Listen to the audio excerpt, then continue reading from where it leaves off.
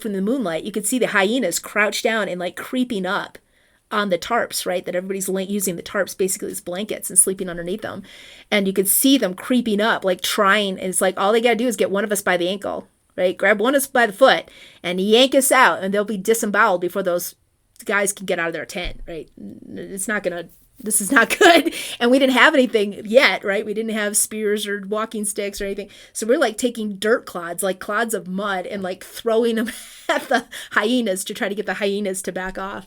So that was like first nights, and we had issues like water buffalo, woohoo, like they are very territorial. So, and we got a little bit of basic training, like 3 hours of training of like, if you see this is how you want to react as a group. If you see this is how you want to react as a group. And like crocodiles, right? I grew up in Michigan. There's water everywhere. Jump in, have fun. Like, holy cow, the crocodile threat, right? And you'd see them at a distance, like, this 15, 16, 17, 20-foot croc going down the river, and you're like, okay, yeah, so watch out for that. And you'd see the slides and the hippos, right? We'd hear the hippos coming up in the water. Ugh. So yeah, there was a lot of dangerous stuff around.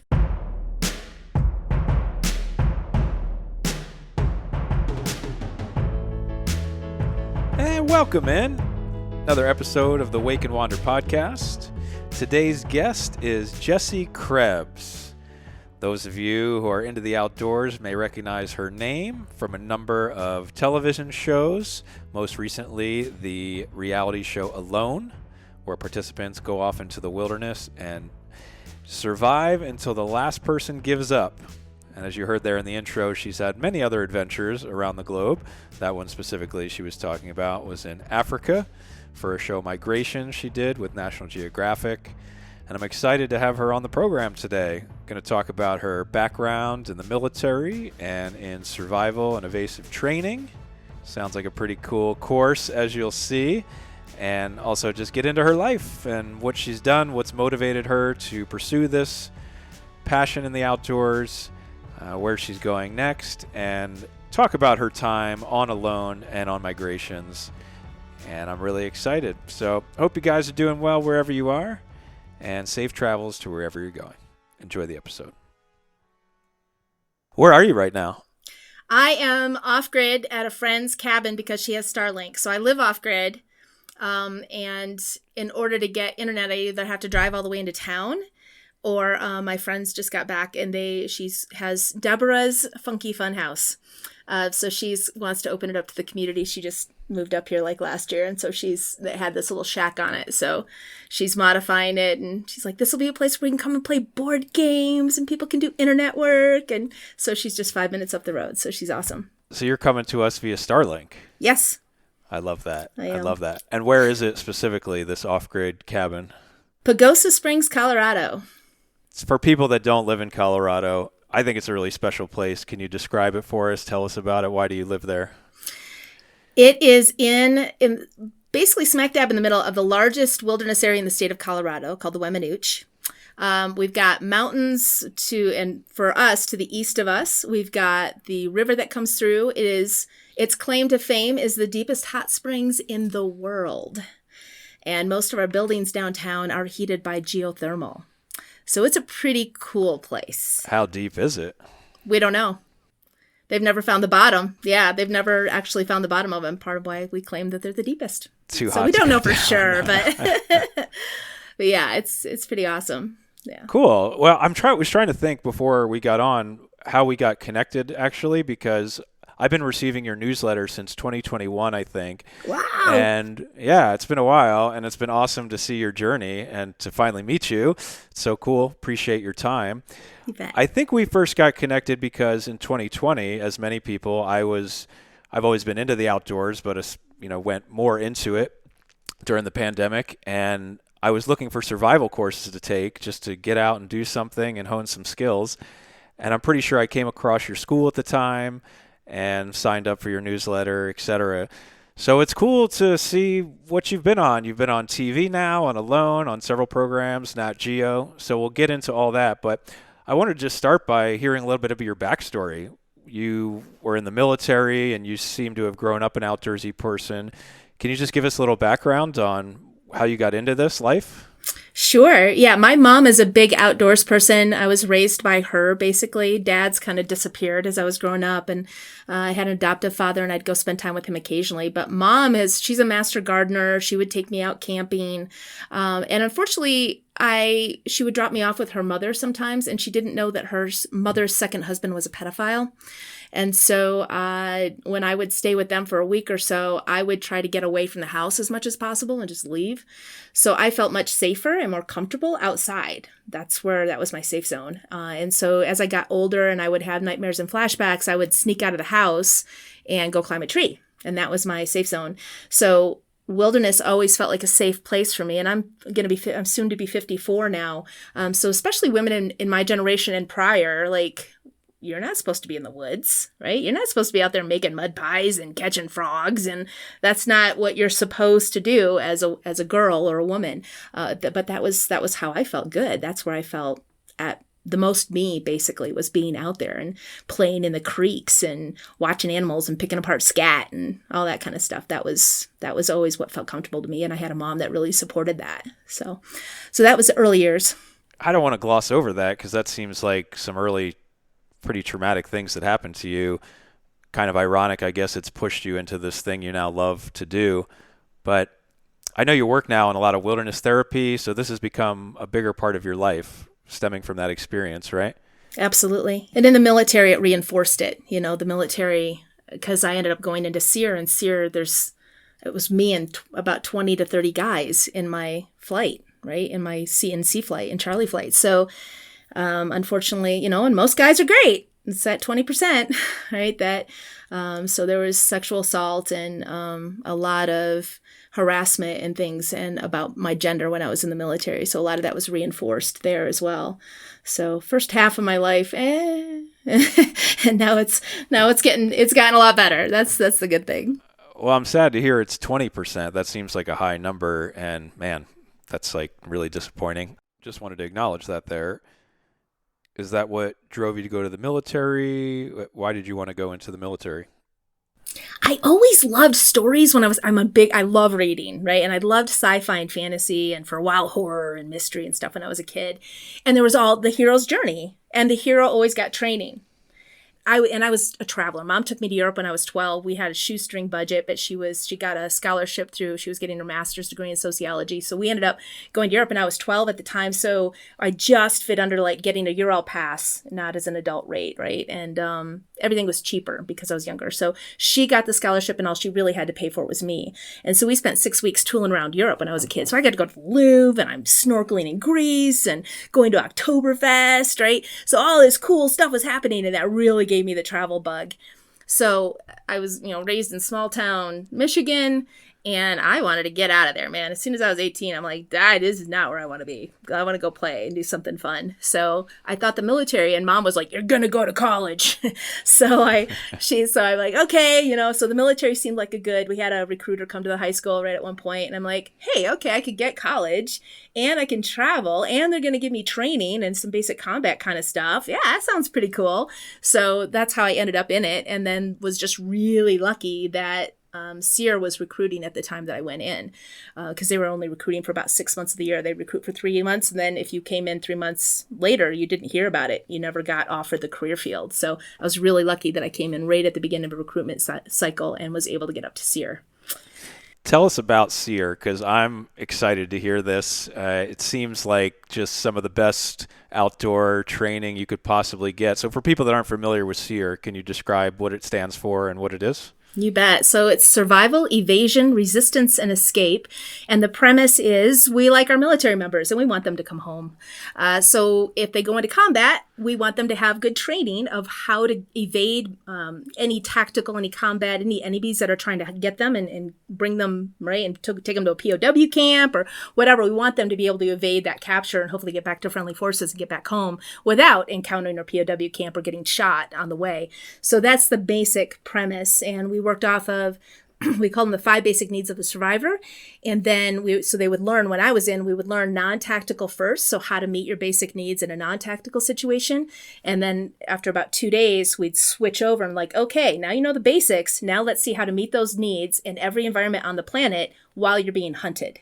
So it was a really cool Wow. job. Yeah. That's okay. Let's get into that a little bit.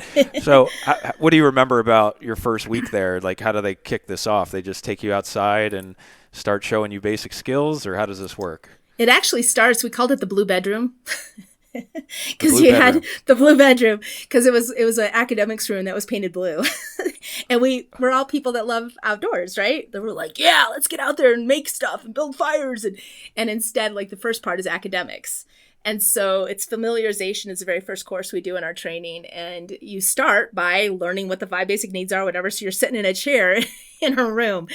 That wasn't our forte. And so he did that for a couple of days, learned a lot of basics. And then they took us out and it was 10 days. I was a winter class. So you can always tell if you're talking to a SEER instructor.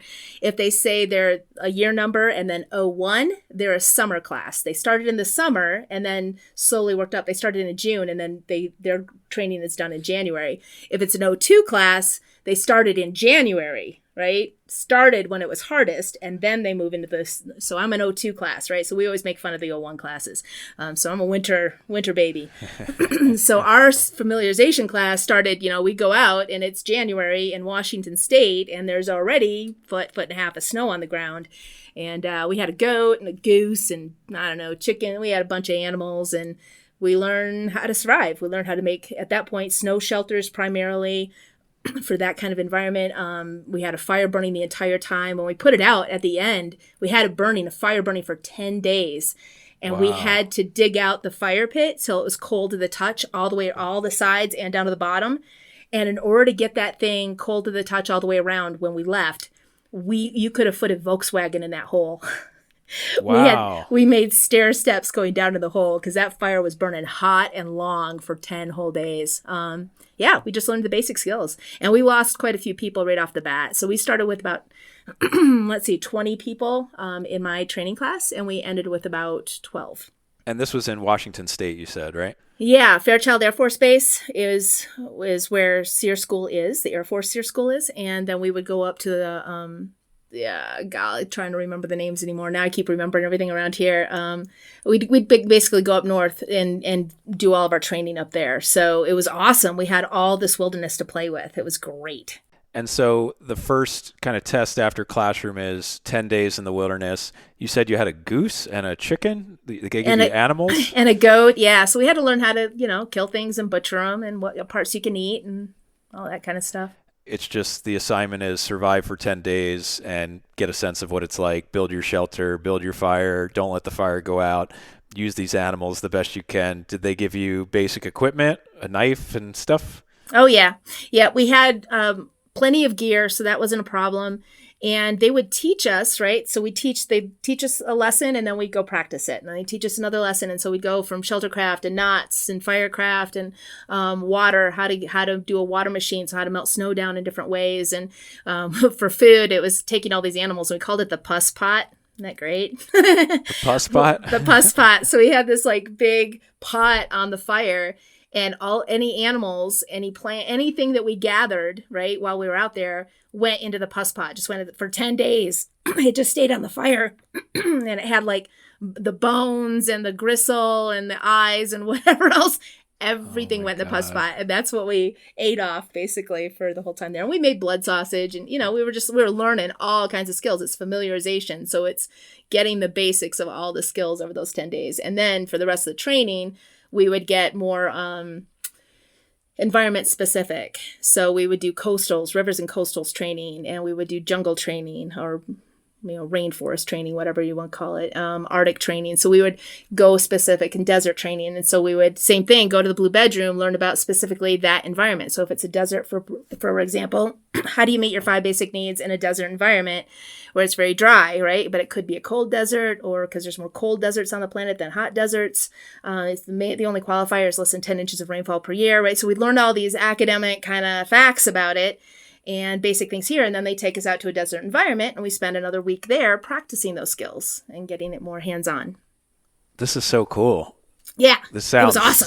so crazy, right? So fun. So what are the 5 basic needs? Sure. I number them now. I use my fingers because it's an easy way for people to remember them. So 1 and done is signaling. And it's the main thing that differentiates survival from everything else. Unfortunately, there's a lot of schools. This is one of my pet peeves. There's a lot of survival schools and people calling themselves survival instructors when they're actually teaching stuff that's still really cool, but it's like bushcrafting or prepping or ancestral skills, all of which are amazing. They're not survival. Survival is something went wrong. I want to get home. Yes. Everything else, the goal is to live out there, to stay out there. Why would I ever signal? So signaling is the main thing. And unfortunately, it's the one thing that most people in trouble, they don't know how to do it effectively, or they don't even think about it. They literally, I got to build a fire. That's what you're supposed to do in a survival situation. I'm supposed to build a fire. I need to put up a shelter. I need to, right? Or I need to hike out. It kills so many people. So they don't understand the difference between survival and all these other things. And it's such an important distinction. So that's 1, your basic needs is signaling. 2, I say take care of you. And that is personal protection. And so most people think like protect yourself from the animals, but those are pretty far down on the list in most environments, especially here in the United States. You don't have that many animals that are really, animal attacks are so low on the list. It's more about thermal regulation. And so clothing and equipment, shelter, and fire, your 3 lines of defense underneath personal protection. That's your 2nd basic need. 3, I say go pee.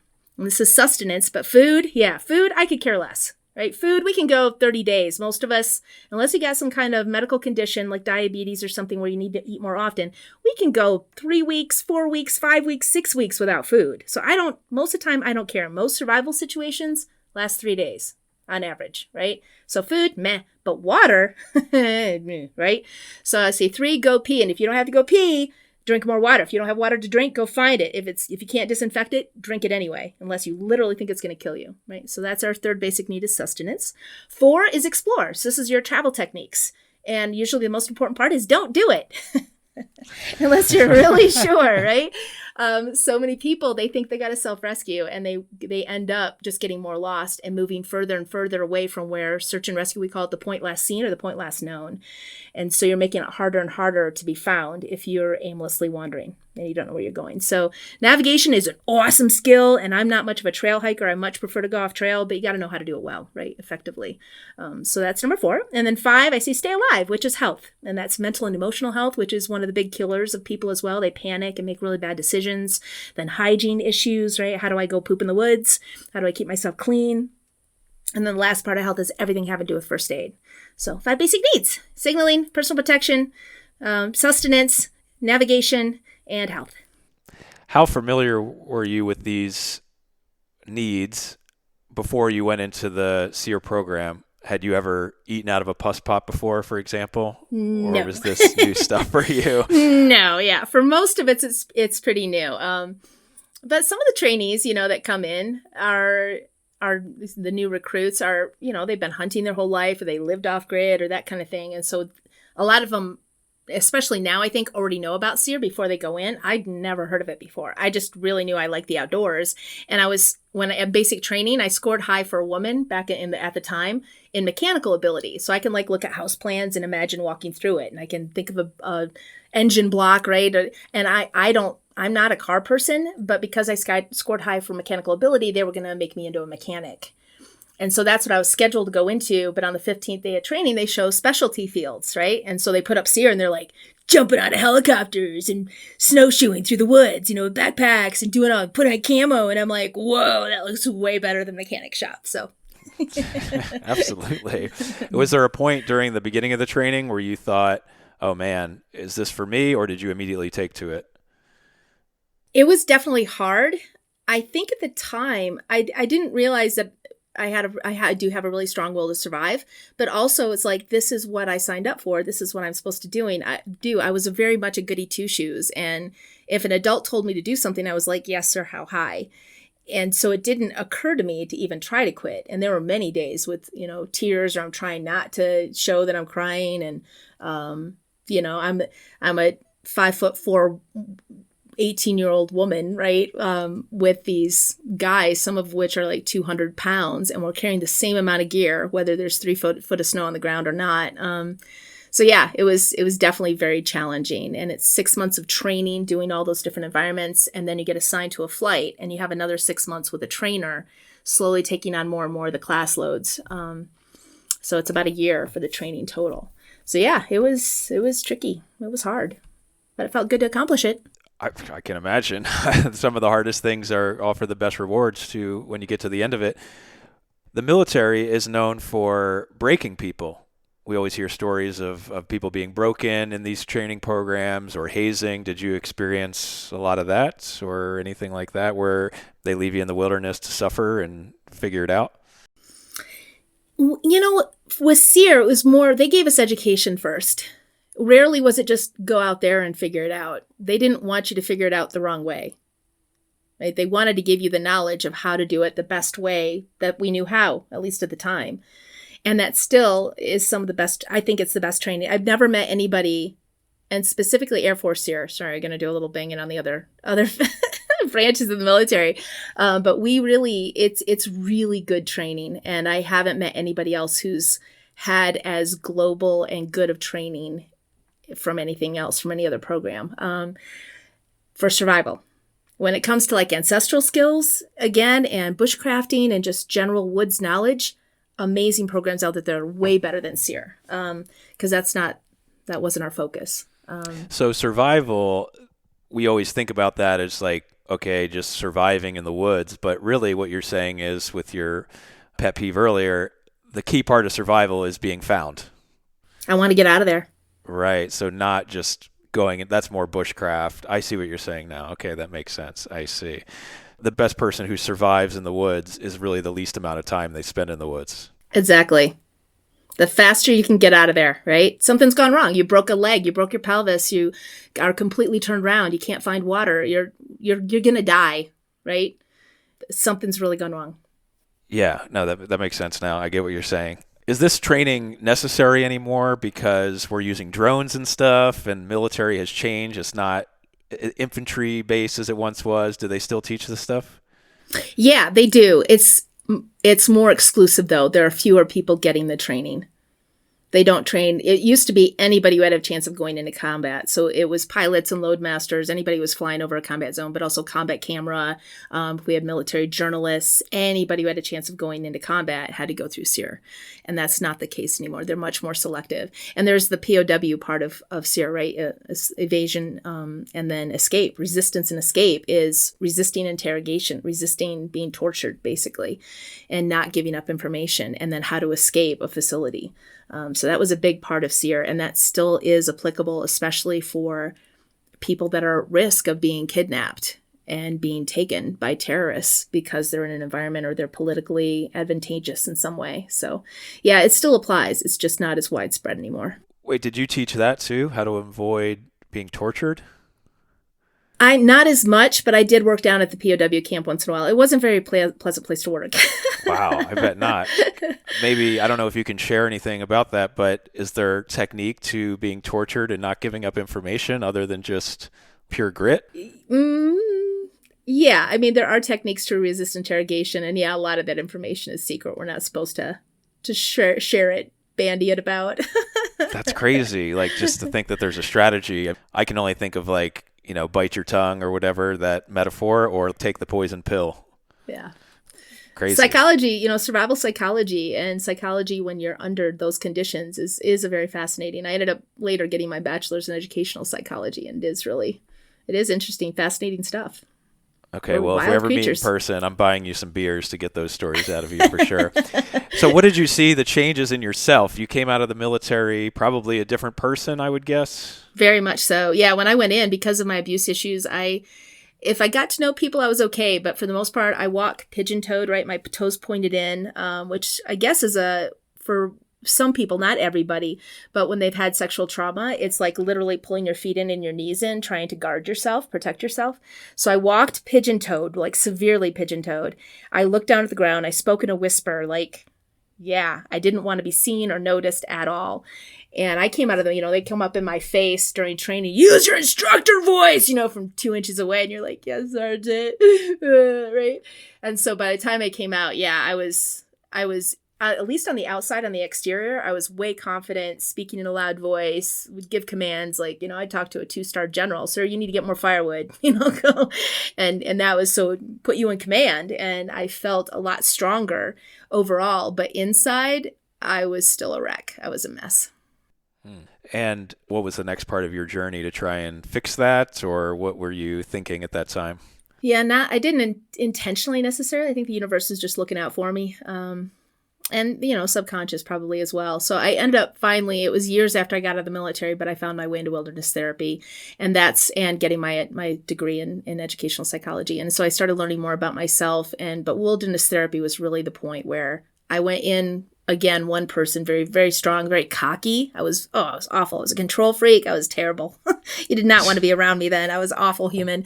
I just didn't know how to be human. And so wilderness therapy really taught me to connect with emotions because I just had shut off emotions from a very young age. They're not safe. They don't serve me any function. They just get me hurt. So I'll just shut those down, So doing wilderness therapy where every day, usually a couple times a day, they're like, so how are you feeling right now? Do a spiritual, physical, emotional. And I'm like, huh? What? I don't even know what that looks like. So it's pretty wild coming out the other side. I'm like, can relate to that. Yeah, everyone can relate to that. Do you think the military contributed to that more closing off because it's so business-like? Oh yeah. And again, like it was pretty brutal with the sexual harassment and things like that. So my defenses went up even more in the military. Like I had to try to be one of the guys as much as possible, which again was impossible. I'm a 5'4" female. It's just, so it was rough. It was hard. Was going into wilderness therapy a way for you to help people that you saw were similar to you, or did you have other goals in that? I really wanted to help people. In the meantime, between the military and getting into wilderness therapy, I had gotten my degree and I had started working in team building, ropes course, challenge course work. I'd gotten a job I started doing that overseas. I got married at the end of the military and we ended up in Germany and Italy. And I started working for MWR, which is Morale, Welfare, and Recreation. And part of that was first in Germany, working with any military members, right, who wanted to go horseback riding and kayaking and rock climbing.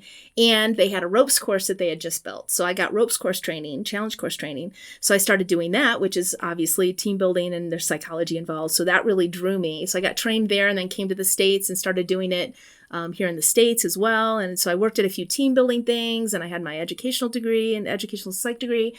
And so I wanted something. I moved out west. We were living in Arizona at the time, and I want something that combines these two and lasts longer. Because I do team building, it was like a few hours or a day, and that's how long you would have with clients. And it seemed like you're always hitting the same surface level kind of stuff all the time. And I'm like, I really want something that goes deeper. And so found wilderness therapy, and I'm like, okay, this is amazing. And I was absolutely entranced. I spent more time in the field the first 18 months or so than I did out, which explains why my boyfriend and I broke up. But I was absolutely entranced. I thought it was incredible. Right? That totally resonates with me as a guide because when you do day tours, it's just the same surface stuff all the time. But then you get into multi-day stuff, you really get to know people and can teach kind of a deeper lesson or lead by example more, I guess, because you have more time with them. What was it like living in Germany? Where were you there? That sounds fun. Yeah, we were in Bruch. We were on the basically western side. So it was really cool. It was a really small village. In Italy, we were in Aviano, and then we were near Bitburg. So Bitte ein Bit, right? The beer that they have in Germany. So we were right near Bitburger. And yeah, sometimes it would really smell like beer, but it was wonderful to travel. I love Europe. So I ended up getting to spend 5 years in Europe, and that was really cool. That's kind of part of the American dream, I feel like, to move overseas for a bit, spend some time. And you said you went to Oktoberfest as a 12-year-old, so you probably had some good memories coming up. Yep.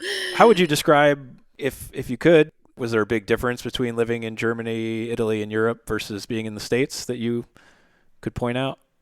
It was different. It was just different in ways, mostly for me, because I like to be outside so much. It was interesting seeing the environments in the different places. Germany for a long time has had a pretty good record for how they take care of their environment. And it was much different than Italy. Italy, they would cut every place that was flat trees had been completely cut down, and then you would see tree farms. It was like you never saw trees that weren't in straight lines. Really? And and there was almost no roadkill ever, except cats and dogs in Italy. Like all their wildlife had been completely decimated. Versus in Italy, like we lived up by the base of the mountains, the Dolomites, which I love. It's such a cool mountain range. But it's jagged. It's a new mountain range. And so that's the only place you would go to see wildlife. Like literally every place else, they'd killed it all. They destroyed it all.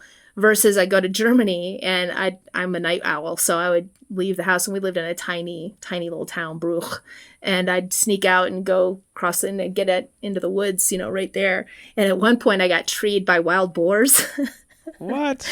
Yeah, you climbed could hear up a them. tree? Yeah. I was like, okay, because I was by a bunch of saplings, and I'm like, oh God, because I could hear them, right, snorting and moving around the vegetation. I'm like, oh God, and I'm like, well, I can try to run back to the village, or up ahead there's some bigger trees I can get into, and it's the middle of the night, right? So I'm like, the trees are closer, man. So I'm running, and they're like off to my left. I'm running. I get up the tree, and I get just high enough, and I can feel, right, one or more of them like lifted up and then put their hooves literally against the tree, and I could feel the vibration through the trunk of the tree. I had just barely gotten up the tree and I stayed up there for hours. I'm like, till they're long gone. I would not come back down. Yeah. I did not know that differences. boar were that aggressive. They'll like come try and gore you. Yeah. They're once in a while you'd see them on the highway, right, or driving down the road. You'd see one standing off on the side, and they got big old tusks, and you do not want to mess with those buggers. So they were, at least from that perspective, with the environment, it was very different. The thing in the backpacking world now is that Europe has essentially made wild camping, as they call it, or backcountry camping, as we call it, illegal. They have very strict rules on where you can, quote unquote, wild camp, where in the U.S., a national forest, you just go wherever you want. BLM land, same thing. So was that true for you? Like, do you see those major differences between Europe? Yeah, it was much more controlled in Europe. Like you had if you were going on a trail, there were going to be refugios. I think that's what we call refugios in Italy. So the little cabins, so similar to what we have kind of on the Appalachian Trail and some of our bigger trails, where you have little shelters set up along the route. Like I remember going up into the Zugspitz, like we had to go to specific places along the way. You didn't just camp out in a tent. That wasn't the way you did it. Yeah, I think Europeans are more into beer at the lodge. At the exactly. Top of the mountain kind of Exactly. Yeah. And I'm split on it because a beer on the lodge sounds great. And I think the restricting of wild camping is probably definitely better for wildlife and environment preservation. But it's also just so American to walk into the woods and just, find your way, and wherever speaks to you, set up your tent. And there's so much value in that experience, as in your experiences. So that's so cool. And then you started the wilderness therapy, so you're doing that. I think that's where I kind of picked up with you, where you started doing the outdoor courses, more women focused, which we'll get into a little later. But then all of a sudden one day I got an email saying that you were going to be on the show Alone. It's one of my favorite shows, outdoor shows on television. So how did you get to there? How did that all come to be? It was kind of funny because initially back in 2015, I had gotten contacted I think it was through my friend Gray in Vermont, who ran VOGA, Vermont Outdoor Guide Association. He would get emails from different production companies saying, hey, we're going to do the show. Do you know anybody that might be a good fit? And so he sent me a link to Migrations, which is spelled, my with a Y. And it was with National Geographic, and it was going to be in the Serengeti. And I'm like, that sounds awesome. I'd always wanted to go, right? If anybody remembers, God, I can't remember the name now. It was a movie way back in the day where this girl ends up lost in the jungle. Her parents are killed, and she's raised by a tribe, and she's riding zebras and sleeping in the coils of a boa constrictor, and I'm like, that's me. And so I'd always wanted to go anywhere in Africa and go hang out. And so I'm like, this sounds awesome. And so I was trying to get into that system, go to with National Geographic and hike across the Serengeti. I'm like, that sounds amazing. And then I got this call from someone, and they're like, hey, we've got this show coming up. They didn't give me the name. They just said, you're going to take a backpack full of stuff. It's going to be in Washington State, and you're going to see how long you can stay out there. Didn't mention it was a competition. Didn't mention prize money, nothing like that. And I'm like, I did all my training up in Washington State. If there's any place I can survive indefinitely, right, for the rest of my life, it's in Washington State. I can do that, or I can go to the Serengeti and hike across. This is no contest, right? So I'm like, thanks anyway. I don't understand what you're doing, but okay, Boring. you do your thing. Yeah, I'm gonna go do my thing. So I went and did the national thing, migrations instead. And it wasn't until a year later when migrations came out that Alone came out, the first season of Alone, and I was like, oh, and it was all men, and it was $500,000. And don't get me wrong, Alan was amazing. I mean, busting out an opera was fantastic. So he was really cool, and I'm so glad he won. But yeah, I was like, oh my God, really? Like, I could have totally done that. So it was, and then I applied like, I don't know, like 3 years later and didn't hear anything back. And then I applied again for season 9 and did hear back. And that was just after I'd done the masterclass. And I think that was a big factor for them as well, is that I already had some notoriety through the masterclass. So so got on. I had my timeline wrong. I thought Alone came before Migrations. So let's go to Migrations first. I agree. When I saw that on your thing, I was like, man, actually in 2020, one of the courses I was looking up was tracking African animals I think it was in Botswana, not the Serengeti, but Africa has fascinated me. I think I've been there close to 10 times now for different experiences. I love it. The wilderness there for me is some of the most dangerous. Like, you can feel the most vulnerable. Here we have bears and grizzlies are scary, and, wolves are coming back and all that, but nothing quite like the predators in Africa and that circle of life there. So I'm definitely curious to tell us about this show and what the premise was, and then we'll go from there. Yeah, all right. It was a little weird because they wanted to see, basically the premise is 20 couch potatoes, right, in quotations, like typical Americans, can they do what our long ago ancestors did and follow the path of the wildebeest and survive, right? Because can we take 20 average Joes and see if this will happen? So that was the premise. And then they chose some really interesting people, like some really cool things going on. Like Sarah, wonderful, really talented young woman, was into equestrian stuff and fishing and hunting and that kind of stuff. But she also had cancer as a child and had managed to beat it. Robin had been a lawyer, right? Amazing woman. And then switched partway through, like 2 or 3 years prior to us doing migrations, she became a physical fitness trainer, right? And she has a master class now too. And Anne found out she had type 1 diabetes, right? So she's on the show. We had a guy, why can't I think of his name right now? He had, as a child, 10-year-old, right, living in one of our cities that had trams and things back when he was a kid. He literally got blown off a train top, right? He got electrocuted and blown off and lost both of his knees, or legs were amputated just below the knee. Reggie, that's his name. And he's a motivational speaker, amazing dude, really good dude.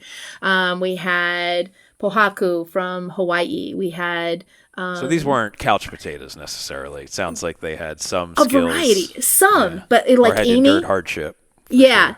Amy was almost went to the Olympics for volleyball, and then she ended up becoming a mountain lion expert. But she'd only spent one night in the woods ever. She'd only ever camped out once, right? And we spent 35 days hiking across the Serengeti with minimal gear, right? Or Dave, who's like, he's like 5 foot. He's 5'4", like my size, and weighed less. And he's an entomologist, right? He studies insects, right? So he's got the glasses, right? Yeah. Like he plays the role.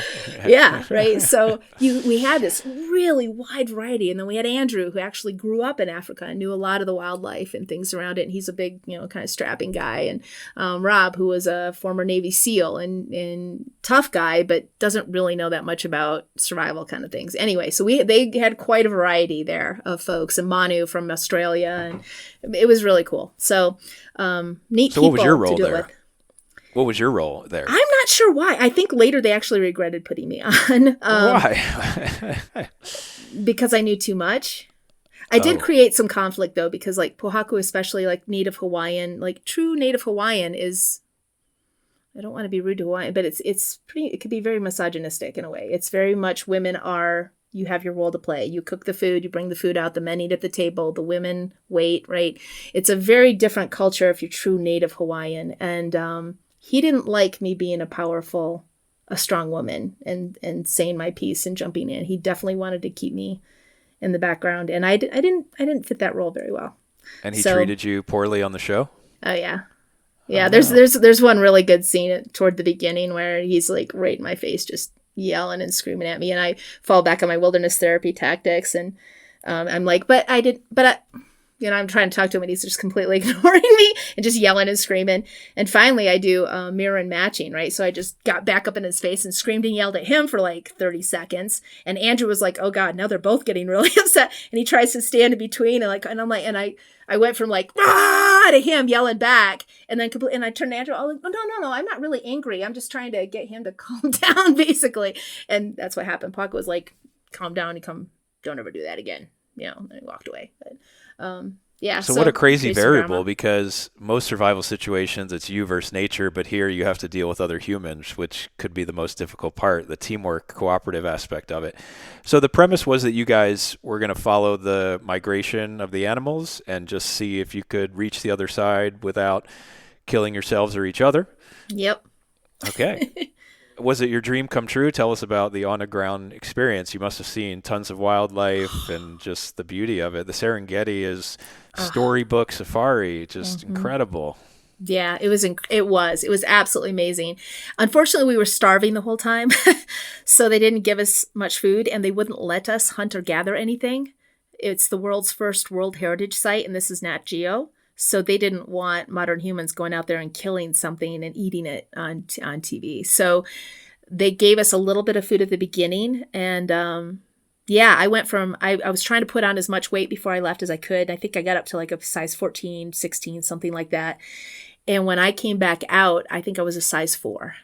Wow. I did not look like a woman anymore. What were you supposed to do? What were you supposed to do? That was our question. If you can't hunt or gather and they don't give you any food. Right. Was the idea to make you stress so you would fight? I guess. And they were trying to instigate drama and stuff. And at the time, like, it was Nat Geo, right? It said all of us are like, "Oh, awesome, we're gonna go with National Geographic. This is gonna be amazing." And we didn't realize that just prior to that, Rupert Murdoch had bought Nat Geo.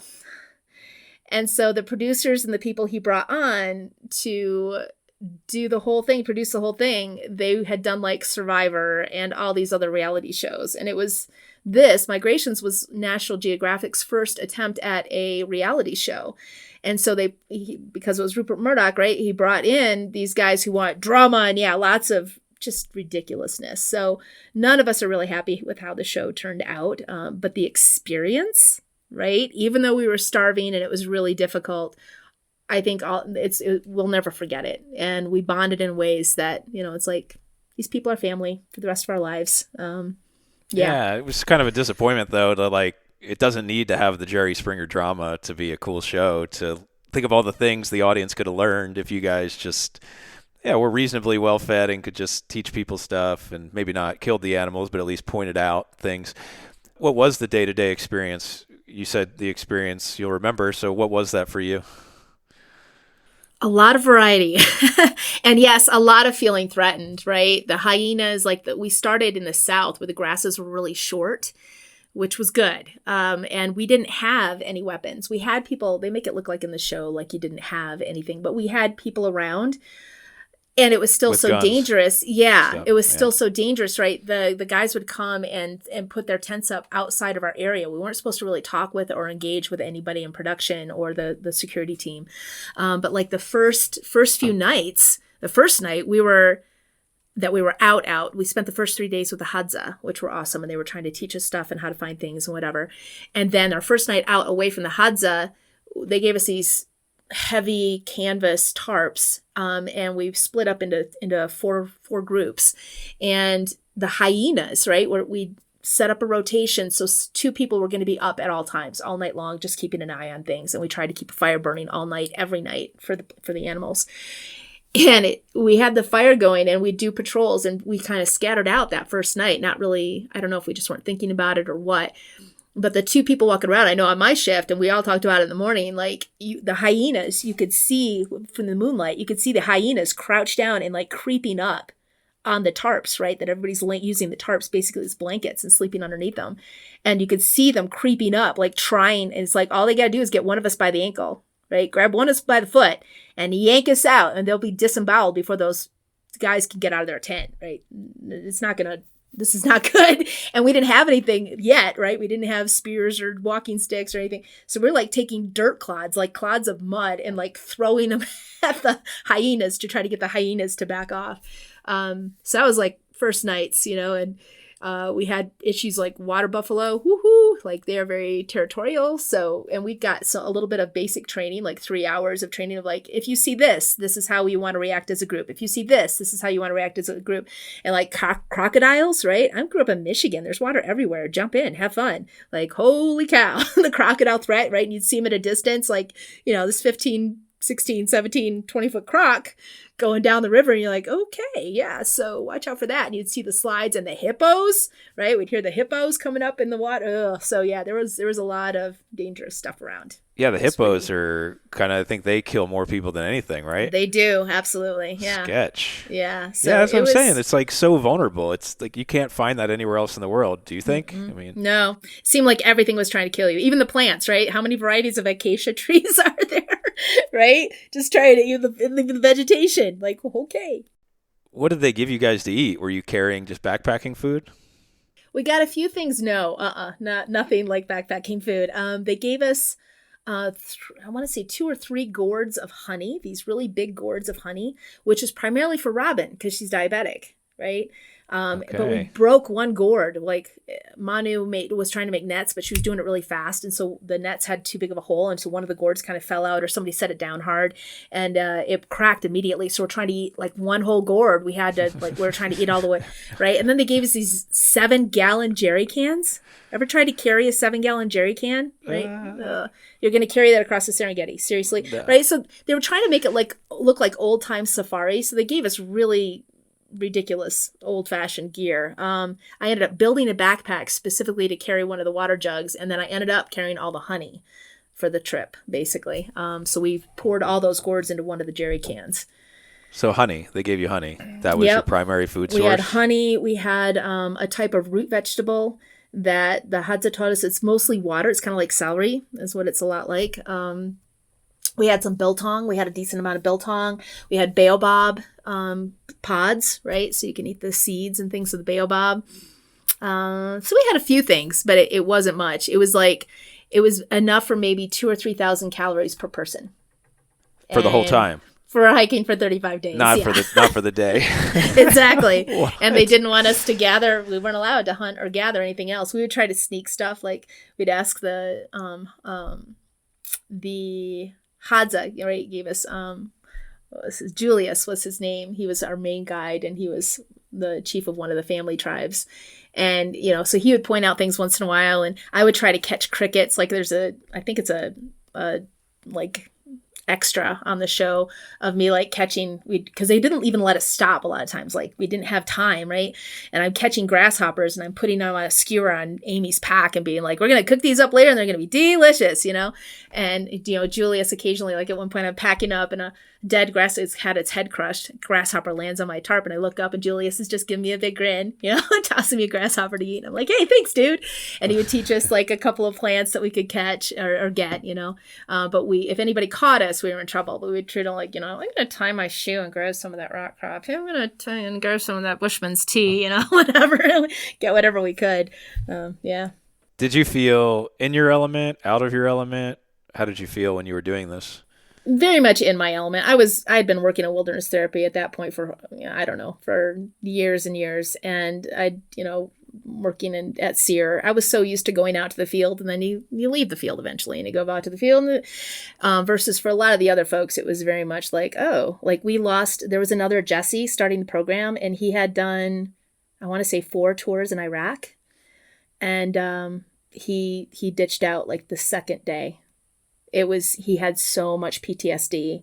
And I felt, I was bawling when he left. I barely knew him, but I was bawling because it's like that he can't do an opportunity like this. He can't do it because of the trauma he's had to go through being part of our military. So, it just depended on the person. Like I said, like Amy, Dave, incredible. They made it the whole way, right? They when they had never really done anything, nothing even close to something like that. I had so much admiration for a lot of the people on the trip. It was really amazing. It was incredible. And that was part of why I don't think they were really happy actually that they brought me on, because I made things easier. Like I taught people how to make packs and like, I don't know. I knew more than most of the other folks did. So I was really helping stop out. Stop surviving out here. What Exactly. Are you doing? Don't Suffer make more. this. Exactly. They want you more to be drama, more uncomfortable suffering. and unhappy. That's kind of disappointing. When do you remember the day that you like finished that? Was it I don't want to spoil the show for people that haven't seen it, I guess, but maybe it doesn't matter at this point. We were in tears. Manu at that point, Manu and Jens were within probably a day or two of having to quit. Manu had gotten hit by a warthog. She and Kristan, but Kristan had healed pretty good. Yeah, so warthogs. We were down by a creek bed, and it was pouring rain, and I think had planned to cross the creek that day, but the river came up so high. It's like, no way, we can't cross it. And so we were going along the creek bed, and there was a thick area of vegetation, and we startled a group of warthogs, and they came out really fast and came right through the group and hit Manu and Kristan right below the knee, right in the shin.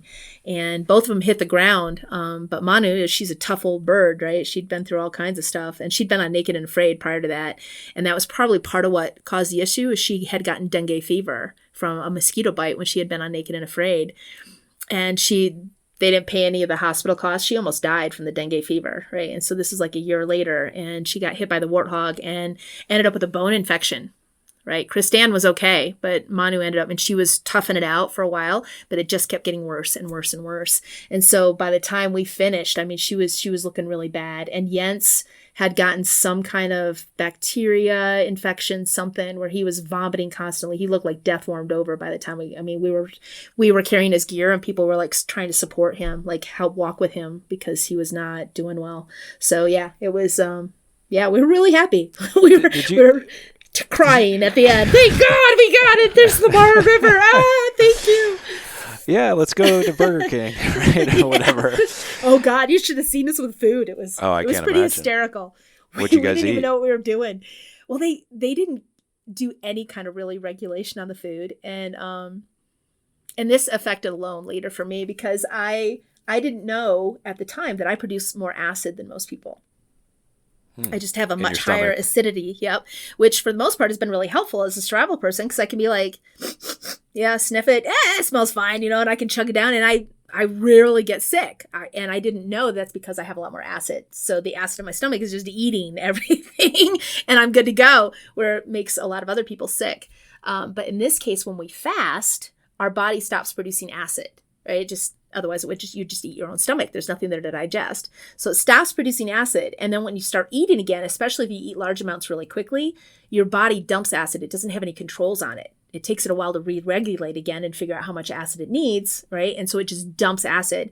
So we got to the end, and they gave us this big feast, and I was in agony. I was in absolute agony. It felt like one of my favorite movies is Aliens, right? And it felt like something was trying to burst its way out of my stomach. I was writhing on the ground in absolute agony. And I was terrified of food for like 6 weeks. I would barely eat after that. But we would squirrel things away in our pockets, like not even realize it. We'd have a little bit of food left over. And like we got back to our tents after they gave us this big feast, and people were pulling condiments and things out of their pockets, right? Apples, and like we didn't even realize we'd done it. We were so food paranoid of being deprived of food. It was pretty wild. Yeah. Did you guys have a medic with you to monitor the injuries, like being attacked by a warthog and stuff? And they had a doctor for the thing, but we didn't see her hardly ever. It was very rare that we saw her. So they were like, as long as this person doesn't tap out, we'll just let them keep going. They signed the waiver. It's all good. Yeah. We're in Africa. Okay. Robin was the only one they made leave. They got to the point where nothing was helping. She was the only woman that left, and they forced her to go. Just that story you told of the hyenas. I mean, it's just so dangerous. And like you say, a split second, I'm just so surprised that they didn't have more. Like, what if a lion just rolled up on you guys? Or did you really feel like exposed? Like someone could get pretty gnarly hurt? Yeah. Yeah, we did. Crazy. Yeah, That's why that's great. we set up our own system of having two people awake, right? We had shifts all night long. Somebody Wow. maintained the fire. We would collect enough firewood every night to make sure we keep the fire. We had one night, which Amy and I were like, so there was one night where we slept right near her mother. We could see the mother and three cubs up on a copie, right? And she's up there with the babies. And we were getting our water from her water hole. You could see her footprints all around the water Lioness. hole. The lioness, yep. And so, and we were in this little tiny area, and one of the security guards later, after the thing was over, he's like, yeah, all around my tent, right? She'd walked around all the security guards' tents, right? Because those are her babies up there. And so she was checking us all out very closely. And so she was, we were a little concerned with her.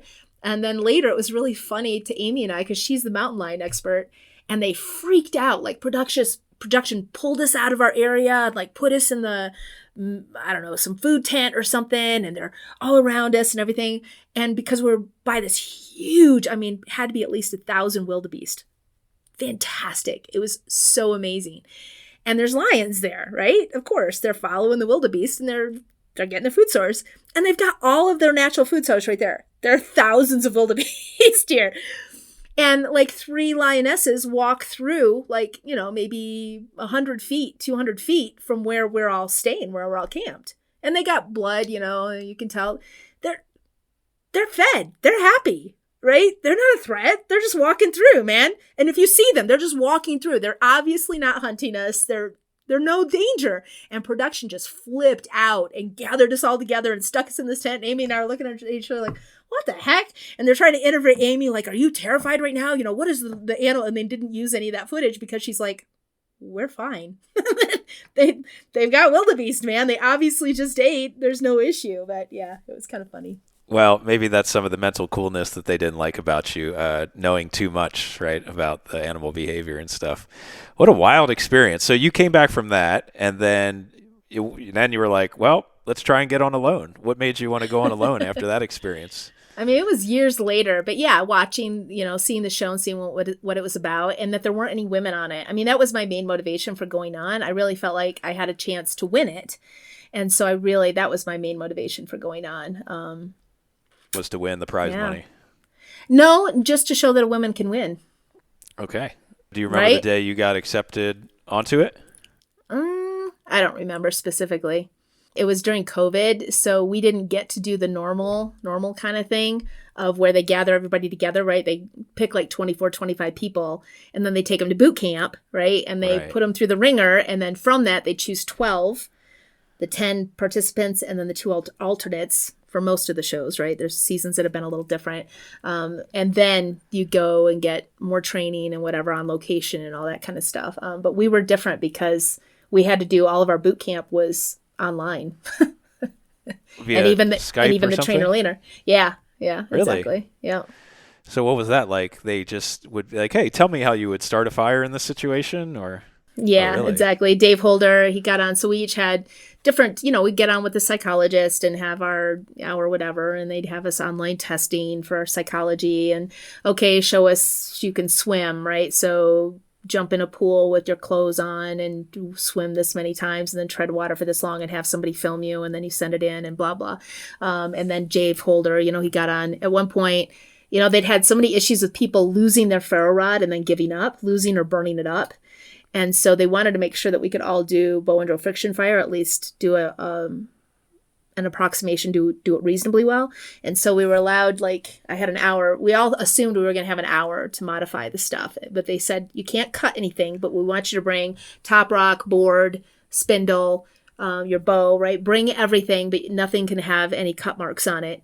And we're like, okay.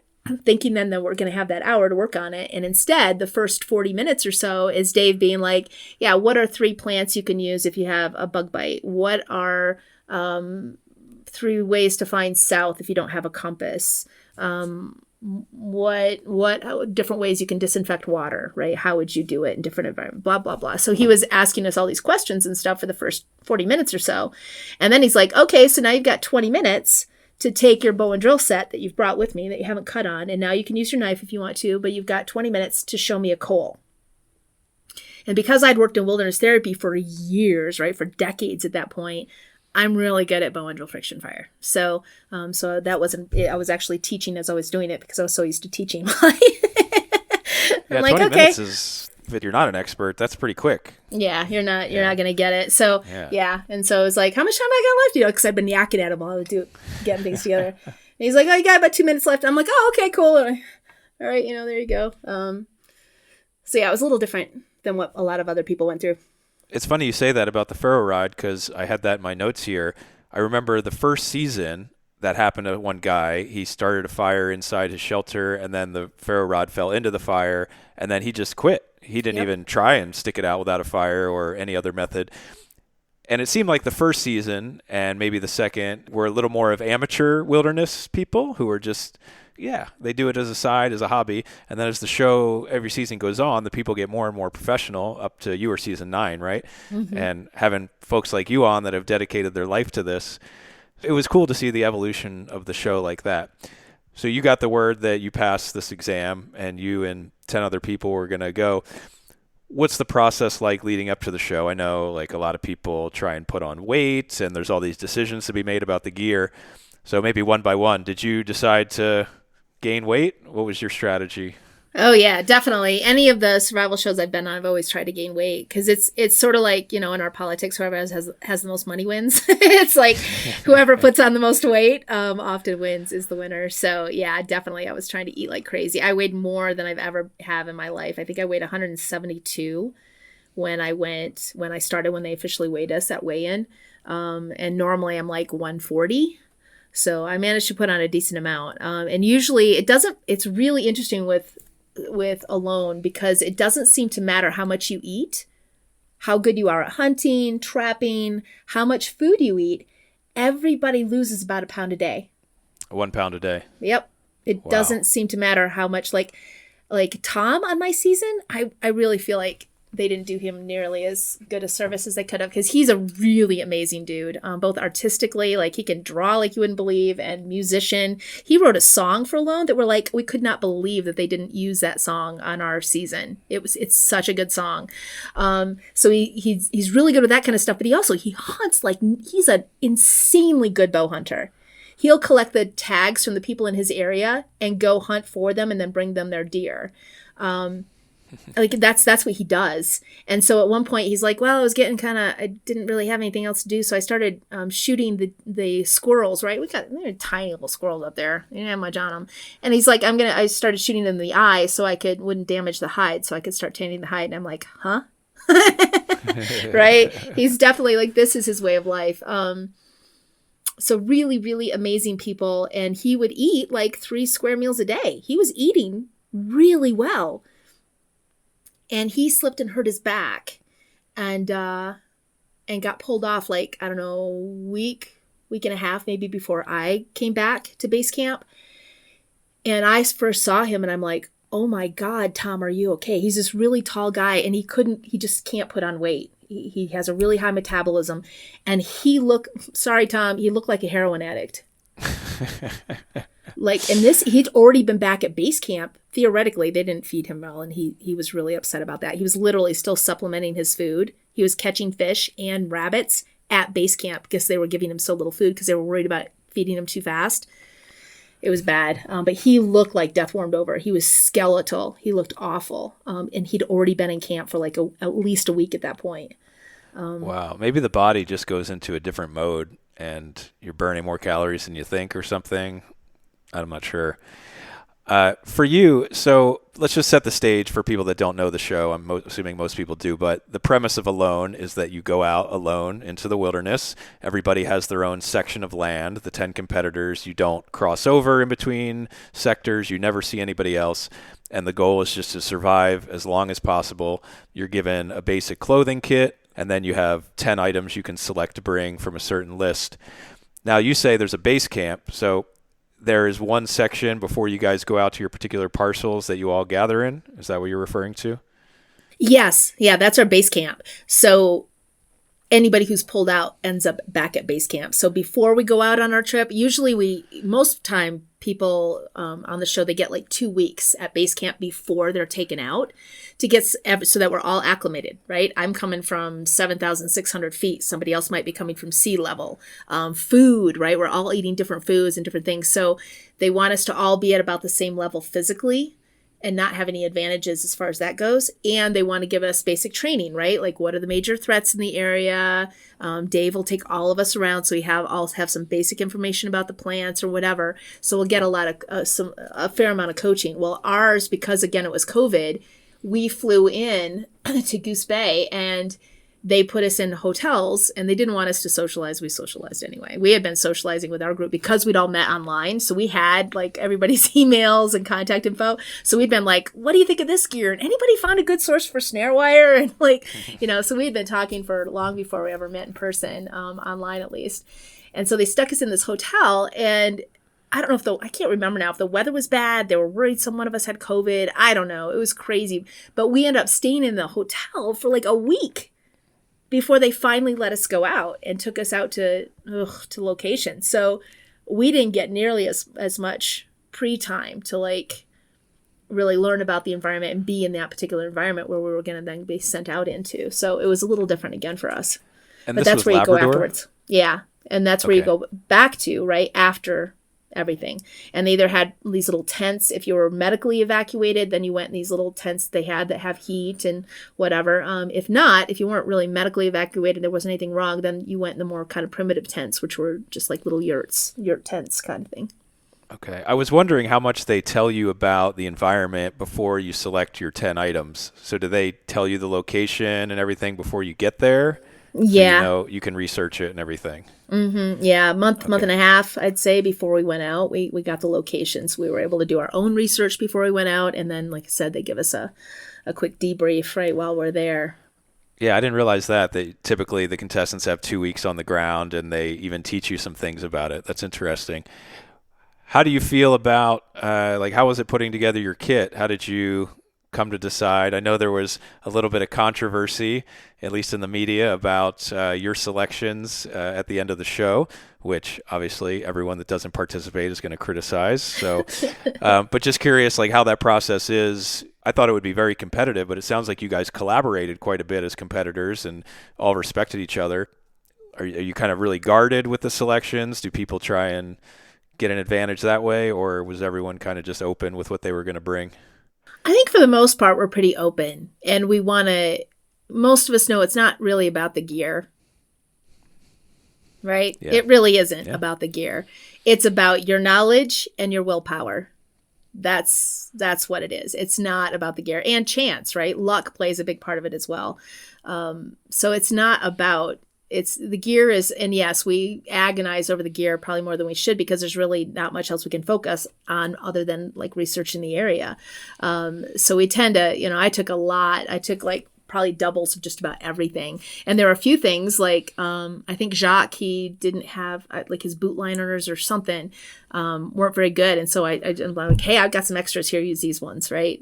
So we would share gear and talk about gear and whatever, but it's really, I think, again, it's most of us know that's not what's going to make or break you, Did you have a general strategy going into it, or were you more just like, I want to get out there and see what happens? What's the mindset before you embark on something like that? Because you probably figured to win it, you'd have to be out there about 100 days. Yeah, I figured probably close to somewhere between 70 and 100.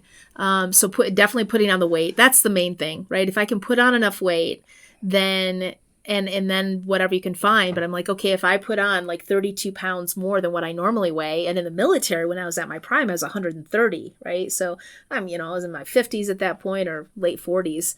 And I was perimenopausal at the time as well.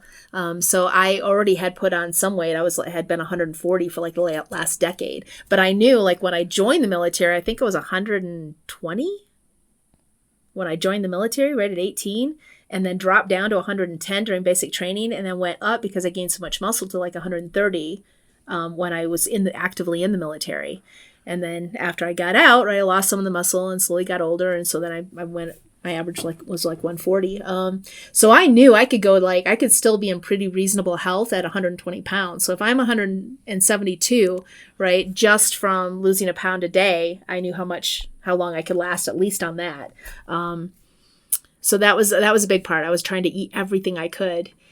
Which must have been kind of fun in a way. In a way, but also just felt terrible, I'm sure, yeah. Trying to hike around. And I put it all on my hips and my legs. And I'm like, ugh, I feel so bottom heavy. This is not good. But other than that, I was like, I just wanted to see what would happen and go with the flow. I don't tend to be a real good strategist in general for stuff like that. I knew I wanted to put on as much weight as I could, and then we'll see what happens. And so much of it's going to depend on where you're located, Did you feel any pressure because you're an instructor to students or to people that knew you? I guess it's a little different because in the beginning they were amateur people, like we were saying, but your competition was all pretty much experts as well. So you're going up against other experts. But yeah, did you have anything in your mind where you're like, all right, well, I at least have to accomplish this to not save face, but you know what I mean? Because you're an instructor. Did you feel anything like that? I don't think I really did. There might have been little twinges of that, but for the most part, I was like, I'm me, and I've spent so much time in the woods anyway that I wasn't really concerned about that. I mean, I knew I wasn't going to freak out and leave, because I saw a bear. I wasn't going to, right? I'm not going to, I don't know. It's just, I've spent a lot of time in the woods. I've spent years of my life sleeping outside in various environments. So that I'm like, I'm just going to have to see what's there. How am I going to make my shelter? Well, I don't know. What resources do I have? Am I going to be in a good fishing spot? Am I going to find animals and stuff that I can track and then I can put up some good snares? I'm just going to have to see, right? So I didn't really have a strategy per se other than put on the weight and see what happens. Yeah, and it's not, to go back to the beginning too, it's not actually what you teach, wilderness living. You teach getting out of the wilderness. Exactly. Yes. It's and that's a key component as well. It is, yeah. So my tracking skills, I hadn't picked up a bow in ages, right? So I was working hard with my bow. And I don't know if later seasons have. I haven't watched that much of things that have happened out afterwards, after season 9. But I think we were the first season where everybody took a bow. And that was because there were 5 First Nations that claimed the land that we were using. And so 5 First Nations had to agree on what we could hunt, when we could hunt it, how we could hunt it, what traps we could use, all of that, right? So we were extremely restricted on what we could snare and how we could snare it and what we could. So we all took a bow and we were all hoping to shoot a black bear and the beaver, right? I think Terry got a beaver and Benji actually got 2 beaver. They only show him getting 1, but he actually got 2. And he had a black bear come right up to his camera. So if Benji had stayed on, he would have been in a really good position. Now, if you shot a black bear, would you feel comfortable processing and preserving that meat? Yes. That's incredible. Yeah. Really? So how would you do that? Was it you sun dry it or smoke it? How would you preserve it? I would smoke most of it. And, I mean, we were hoping it was going to get freezing, right? We went out in, middle of September. We were hoping it was going to get freezing. Yeah, we were hoping, and they had never, for our season, it was nuts. And I probably would have been fine because what ended up getting me out was the water, having to drink out of I boiled it, but the river up there is brown with acid. Right. So I didn't realize what was happening, but my acidity was going through the roof. And I would not have been using the river water at all if we'd gotten snow and if the temperatures had dropped. They had never not gotten snow up there before the 1st of October before. Wow. Or unexpected twist. Right. Or said, by October 1st, they had snow that stuck on the ground and it wasn't in our season. I came out November 3rd, still no snow on the ground. Wow. Right. A month later. So it was nuts because I would have been melting snow and drinking that. I wouldn't have been drinking the river water. That takes way more effort. I would have just been melting snow. So yeah, it was pretty crazy for that. So there were multiple ways we could have done it. But yeah, I would have cut it and I would have flesh the hide real quick and then the meat. And there are various ways that we could have done it. But yeah, definitely if we could have frozen it, drying it as best you can. There's a lot of fat, right, on a bear, especially if it's prepping for winter. So you can render the fat and get the oil and separate out the lard from the oil. And then you've got that lard will last a long time, and we can mix that. There were insane amounts of berries there. So many cranberries and other stuff. So you can take all that lard and make some amazing pemmican with that. So there would have been a lot of ways we could have preserved it. You would have been sitting so pretty. I mean, you created a beautiful shelter.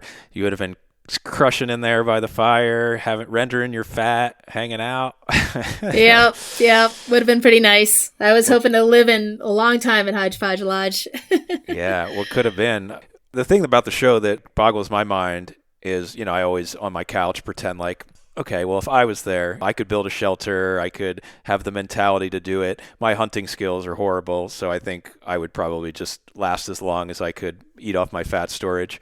But the filming, man, I saw an interview with you where you said that every contestant had about 5,000 hours of recording, and they use about 60 minutes of it. I would hate to be that editor, but just filming all that must be such a laborious and distracting process, I would imagine. It is. I would call it the baby. It's like you gotta change his diapers again. Oh, it needs more food. It was literally like having a kid out there. And they wanted us to have at least 2 cameras on us at all times so that they could, you're doing the same task and they can switch to different viewpoints, which makes sense. And that was part of the 2 weeks, right, before we go out, is also camera training. Hey, these are the various cameras you're going to have. This is how you use it. This is what good filming looks like, because we're having to do it all ourselves. So that's another part of the training that we get. So yeah, I was not a fan. I hate it. Yeah, I mean, it must have been so annoying. Was it a hindrance to your work? Yeah, I think it's a hindrance to all of us, of course, right? And takes more energy and effort. So, it's like if you want to show a picture of you walking down the beach, you got to go set up the camera, point it at the beach, walk down the beach, turn around, come back, turn off the camera, do whatever you're going to do with it. And then if you actually want to go there, now you got to do it again, right? So it's like doing everything like 2 or 3 times instead of just doing it once, because you got to catch it on camera. And the saying was, if it's not on camera, it didn't happen, because we're making a show. So if you don't get it on film, it's not going to be in the show. It's not there. It didn't happen. Do they come every day to collect the film? How do they do that? No. Definitely not. No, they would only when they would come to do med checks would they pick up. And occasionally if you said, hey, I ran out of memory sticks or my batteries are almost out, you could leave it down at your drop point and they would just come by and swap out, right? So they tried to interact with us as little as possible. But most of the time you could last. It would give you enough materials that you could last until the next med check, which at the beginning was about every 2 weeks. It was really dumb though, again, because we were in COVID. So I think it was once a week initially with our group, because this is ridiculous. It's so silly even to say it. They were testing us for COVID. While you were in the wilderness. Yes. Once a week, they're coming out to test us for COVID. We were getting nose and throat swabs. On a show called Alone. Yes. When the only way we're going to get it is from the people coming in to give us a stupid test. It was so silly. Wow. Yeah. I wonder who came up with that. That's so funny. I cannot believe they did that. Yeah. Wow. Yeah, so there's a lot of distractions. And a lot of people could be. Some people are using the show more for publicity. So they might be actually just really honed in on the I want to get my, good time on camera rather than actually focus on the survival, because I'm sure once you're on a show, it can lead to other things. I can't imagine doing that. So props to you. And I'm sure that the show, I just imagine if you just focus on survival and didn't really record that much, would they say something to you after the first month or whatever and try and get you? They were pretty strict about it. Oh yeah, definitely. If they didn't feel like you were getting enough footage to make a decent show, then they would definitely try to get you to do more. And sometimes they would have to do pickups and things as well to try to fill in areas if people weren't doing good video, weren't getting enough. What did you think about while you were out there? A lot of time alone. So did you keep your mind busy with just in the moment, or were you thinking about something outside your little world there? I probably drove the editing folks nuts because I sing a lot. And so I'd be out there singing songs to myself. And it's interesting how memories and songs I hadn't heard in years, sometimes decades, would get stuck in my head. And of course you can't remember the whole song. So it'd be like little snippets.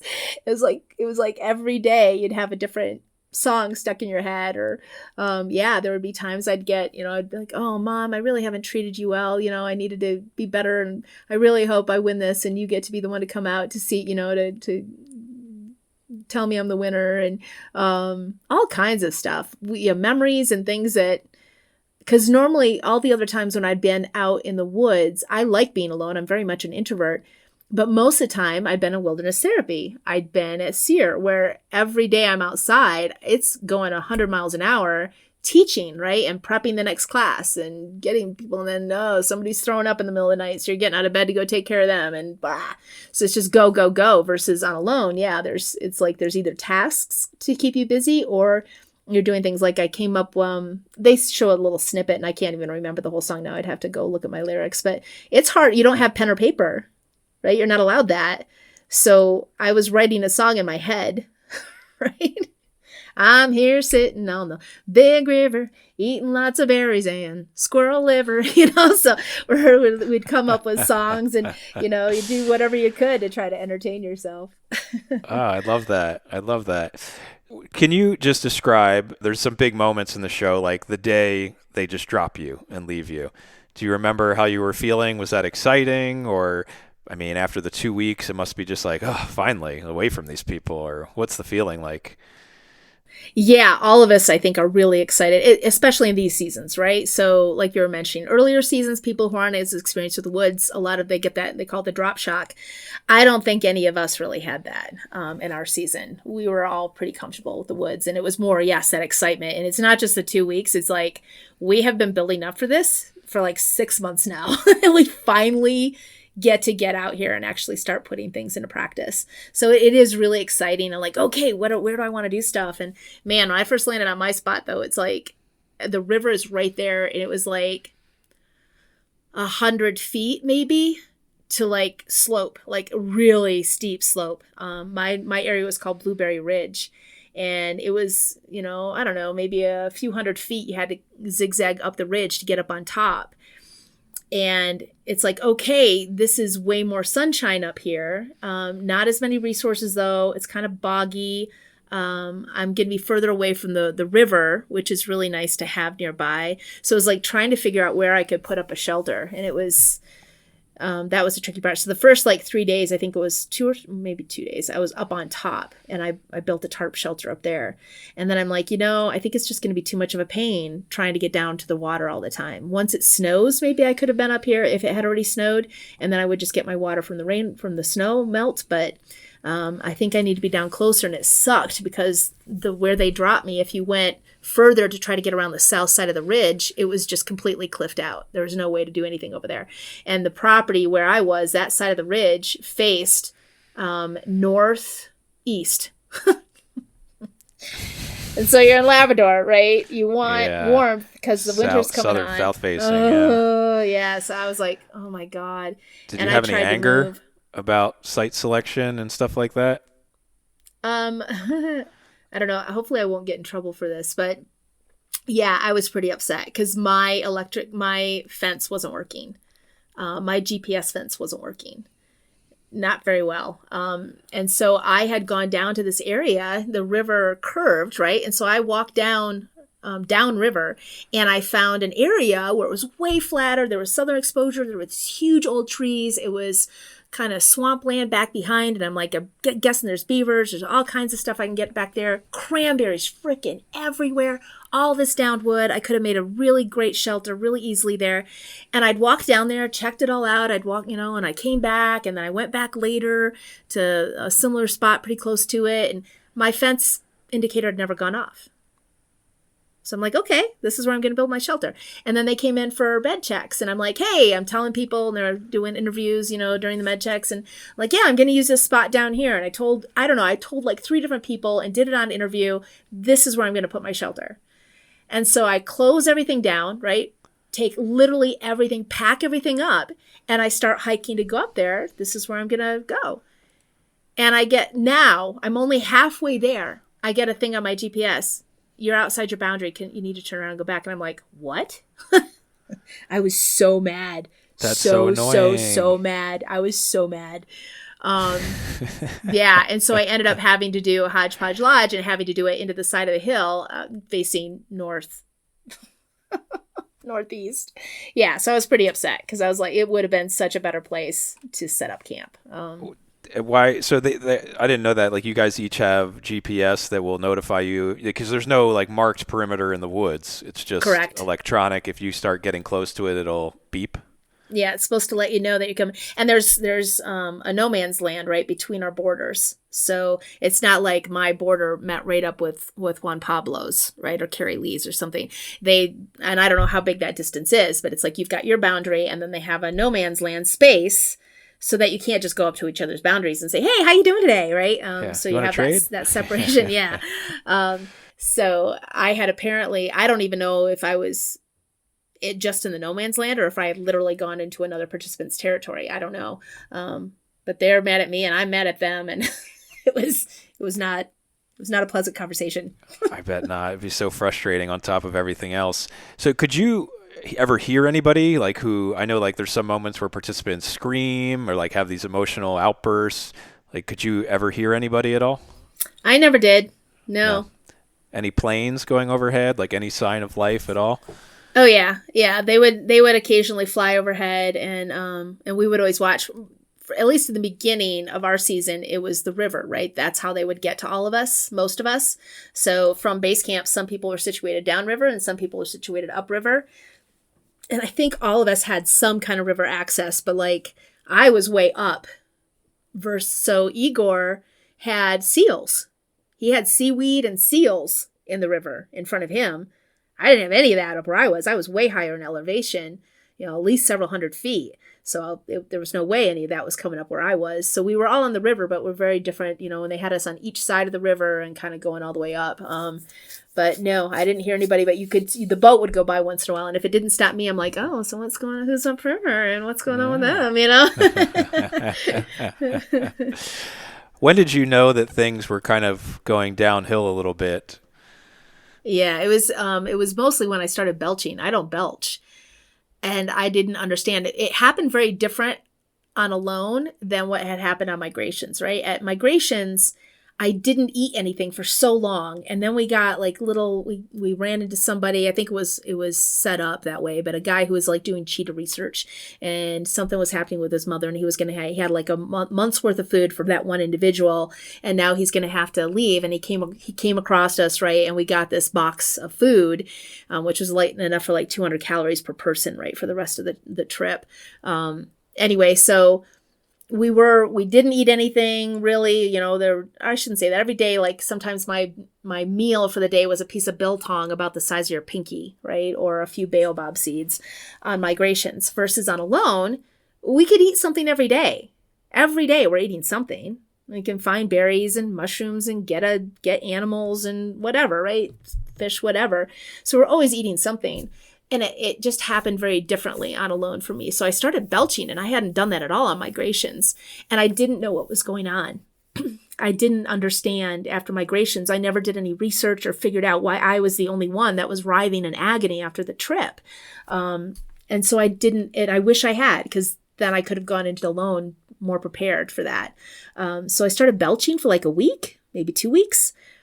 And it was so weird. My stomach didn't feel upset. I was just like, bleh, bleh. I'm just belching. I'm like, that's really weird. This is so strange. And then it started to get where my stomach would get upset. And it all happened like the first, 3 weeks or so. I was able to get water off my tarp. It was raining enough, occasionally every day or a couple of days, that I could get enough water to just drink the rainwater off my tarp. I didn't have to boil it, right? I could just drink it. It was good to go. And there was a big rock that was like 6 feet above the river water level, and it had a couple of divots on the top. It was just like a couple of feet away from the bank, and I could jump out onto it, and there was like it would hold like 6 liters of water. So with what I was getting off my tarp and what I was getting off that rock, I was just drinking rainwater, way easier. And then the rain stopped, and I had to start boiling the river water, and that's when I started belching. I would boil the river water and then drink that, and I started belching, and then it got to the point where I started feeling nauseous.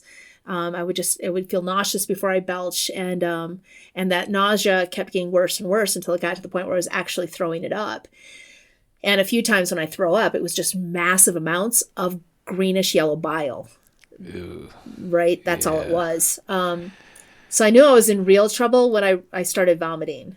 And it got harder and harder from that point on to even hold down water. Like, and I would, if I laid down, if I drank and I laid down and just stayed still and laid down, I could hold the water down.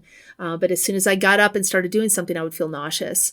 But I was still managing to get down to the river, grab water, I had collected firewood so I could get the fire going and boil the water. But yeah, that's when I knew I was in trouble, when I was struggling to even hold down water at that point. That must have been a pretty disappointing process, because I'm sure at that point you knew that you were going to have to leave or whatever. So must have been a very difficult decision. I didn't, it's interesting. Like you've seen, so yeah, I'm sure if you watch the show, you see how many of us, the ones that want to stay and want to be there, we don't realize the shape we're in. We're so determined to stay. And so I didn't realize. I kept thinking, I'm going to figure this out. This is going to get better. And I couldn't figure it, but I just didn't know what it was. If I'd known that it was acidity in the stomach and it was caused from drinking the river water, right? I could have done some filtrations. I could try. There was clay. There were different types of bark that I could have tried to help settle my stomach. I also screwed up because I started taking charcoal. Like originally they were worried about pooping, right? They're like, okay, you're constipated. And we'd learned in the military, white if you're tight, black if you're slack. If you're constipated, do small amounts of white ash, and your body's going to want to flush that out of your system. So that's how you deal with constipation. Versus black if you're slack, if you're having diarrhea, do black charcoal. And that will absorb things and absorb acids and things and whatever.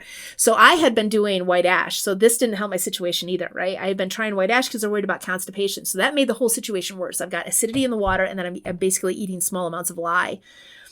And then the doc thinks that when I switched, I stopped doing the white ash when I started vomiting and feeling nauseous. I'm like, maybe that's not a good idea. I think I'm going to start to do charcoal instead. So I started eating small amounts of charcoal. And he said that what he thinks happened then is my body was like, oh, because it was eating the acid, you don't have enough acid in your stomach. And it started dumping more. So, Yikes. Yeah. So it was not understanding what was happening with my body and what was going on. That was the main factor. Otherwise, I could have done things to help her. And so I was still hopeful, right? I'm like, I don't understand why I'm sick. I know I boil my water. Like, I know I'm not sick from some bacteria. What the heck is going on? And I've always had such a strong stomach, other than migrations. So anyway, yeah, it was pretty confusing. But they actually had to come out and talk to me for quite a while before I finally said, okay, I'll leave. And then once I made the decision, then it all hit me. Right. And they were walking me down to the boat, and I started crying because I was just in agony. I felt awful. But yeah, at the time I was like, no. Dave was like, he's got the English. It's like, I think Jessie girl. I think it's time to go. And I'm like, no, Dave, that sucks. And he's like, I know, but I think it's time, hon. I think you know it. I'm like, God damn it. Yeah, it's just you're such a survivor, it's hard to do it. I can understand how that would be just such this thing that you've been planning for and working at, and just the disappointment just must have been crazy. How was reintegrating back into society? Not that hard for me. I did have a little bit of PTSD. I remember sitting in the hospital, and they didn't want me to eat initially, and they had started giving me medication. I had to take medication for like 3 months after that to tamp down I think we have three types of acids in our stomach. And so it tamped down all three of those for like the next 3 months to let my stomach lining heal. But I remember that first night, I just couldn't sleep. I was in the hospital. And I think, they put an IV in me and gave me the medication and stuff. But I wasn't allowed to eat at first because they wanted to tamp down the acids first. And I remember it's like late at night now. Like they pulled me out at like 1 o'clock in the afternoon. And now it's like 1 o'clock in the morning. And I couldn't seem to sleep. And I just had so much anxiety. And I remember like telling myself a mantra of like, you're safe. You're okay. You're safe now. You're all right. Right. So I don't know. I don't think we really realize how bad a shape we're in until we're out. What did you do in the days directly after leaving the show? Again, my situation was a little bit different. I had said from the beginning, I will never hit the button. So being medically evacuated, it was a process to get out. Johnny was my paramedic, and he tried several times to get a line in me an IV, but I was so dehydrated at that time that my veins just kept collapsing. So it was a rough ride, right? And I was feeling nauseous and really bad. So they stuck me in the boat. We're boom, boom, boom, boom, boom down the river. They can't get all the way to Lodge from that. So then I was taken from that into a four-wheeler, and it's muddy, rutted, whatever. So we're bouncing up and down, get me into one of the tents, and he's trying to run a line again. Can't do it. He's like, we just got to evacuate her. So then I'm in the helicopter. We're flying for an hour in the helicopter. And they just took me straight with the helicopter. Normally they would just take the helicopter over to another landing field and we would get on a plane and go, but they were just trying to get me there as soon as possible. They were just worried I was going to perforate my stomach, and die. So I don't blame them for wanting to get me there quick. Yeah. So they got me there, then they got me in the ambulance, and somebody tried to get a line again then and couldn't get a line again. So they finally got me to the hospital. A few people tried there, and finally, there's always that one nurse in the hospital, right? In the ER who can get a vein. And so she finally got me plugged in. And so I spent just like a day or so in the hospital. And then I was put in a hotel with somebody else as kind of a chaperone. So I was there for, I don't know, like 5 days or something. And then they finally took me back out to base camp, and I spent another week and a half or so at base camp. And then I just, flew home, flew back to Denver. I was living in Denver at the time. Is that an important part of the process, going back to base camp to be with fellow competitors? Was that cathartic? It is really cathartic, I think, for us. But most of the time, at least for a long time, sometimes they let the participants talk and interact with each other when they come back off, and sometimes they don't. So anybody who had come off at about the same time we did, like Tom was there, and then Adam came off just a little bit before he came off like 2 days or something, 3 days, maybe it was a week, I don't know, after I did. So he was there at the same time. They were filming Frozen at the same time on the coast. So it was like a takeoff of Alone, one of the sub ones. And Callie Russell, who I love and I had known before then, but we were just more like acquaintances. And so she came back. She came off of Frozen at the same time I came back from the hospital and everything. And so she and I got to hang out quite a bit, which was awesome. So yeah, it was really nice. How long did it take you to fully recover physically from the experience? Like I said, I had 3 months where I was on the meds to reduce the acids. So it took me a while to... Yeah, I would think at least. I mean, I did an Ironman. It took me 3 months to recover, and that was not starving myself. That was physical activity. So I can just imagine how hard it must have been on the body. I doubt you got 8 hours of sleep every night and things like that. So I just imagine it could take up to a year maybe for you to start fully healed up. Yeah, feeling like myself. I at least wasn't as bad as some folks because it was the acidity that got me pulled. It wasn't necessarily low weight. So when I came off, I think it was like 120 pounds or something when I came off. But once I hydrated, right, once they got more water in me, and I had just a little bit of food, I went up to 130 again pretty quick. So that wasn't too bad. I could have theoretically dropped another 30, 40 pounds before they really would have considered me in danger. Because I'm just small. How was the reaction when you came off the show to you? Like, what feedback did you receive? Well, it's interesting because I don't want anyone to know that you're off the show yet. Oh, that's right, because it doesn't air till much later.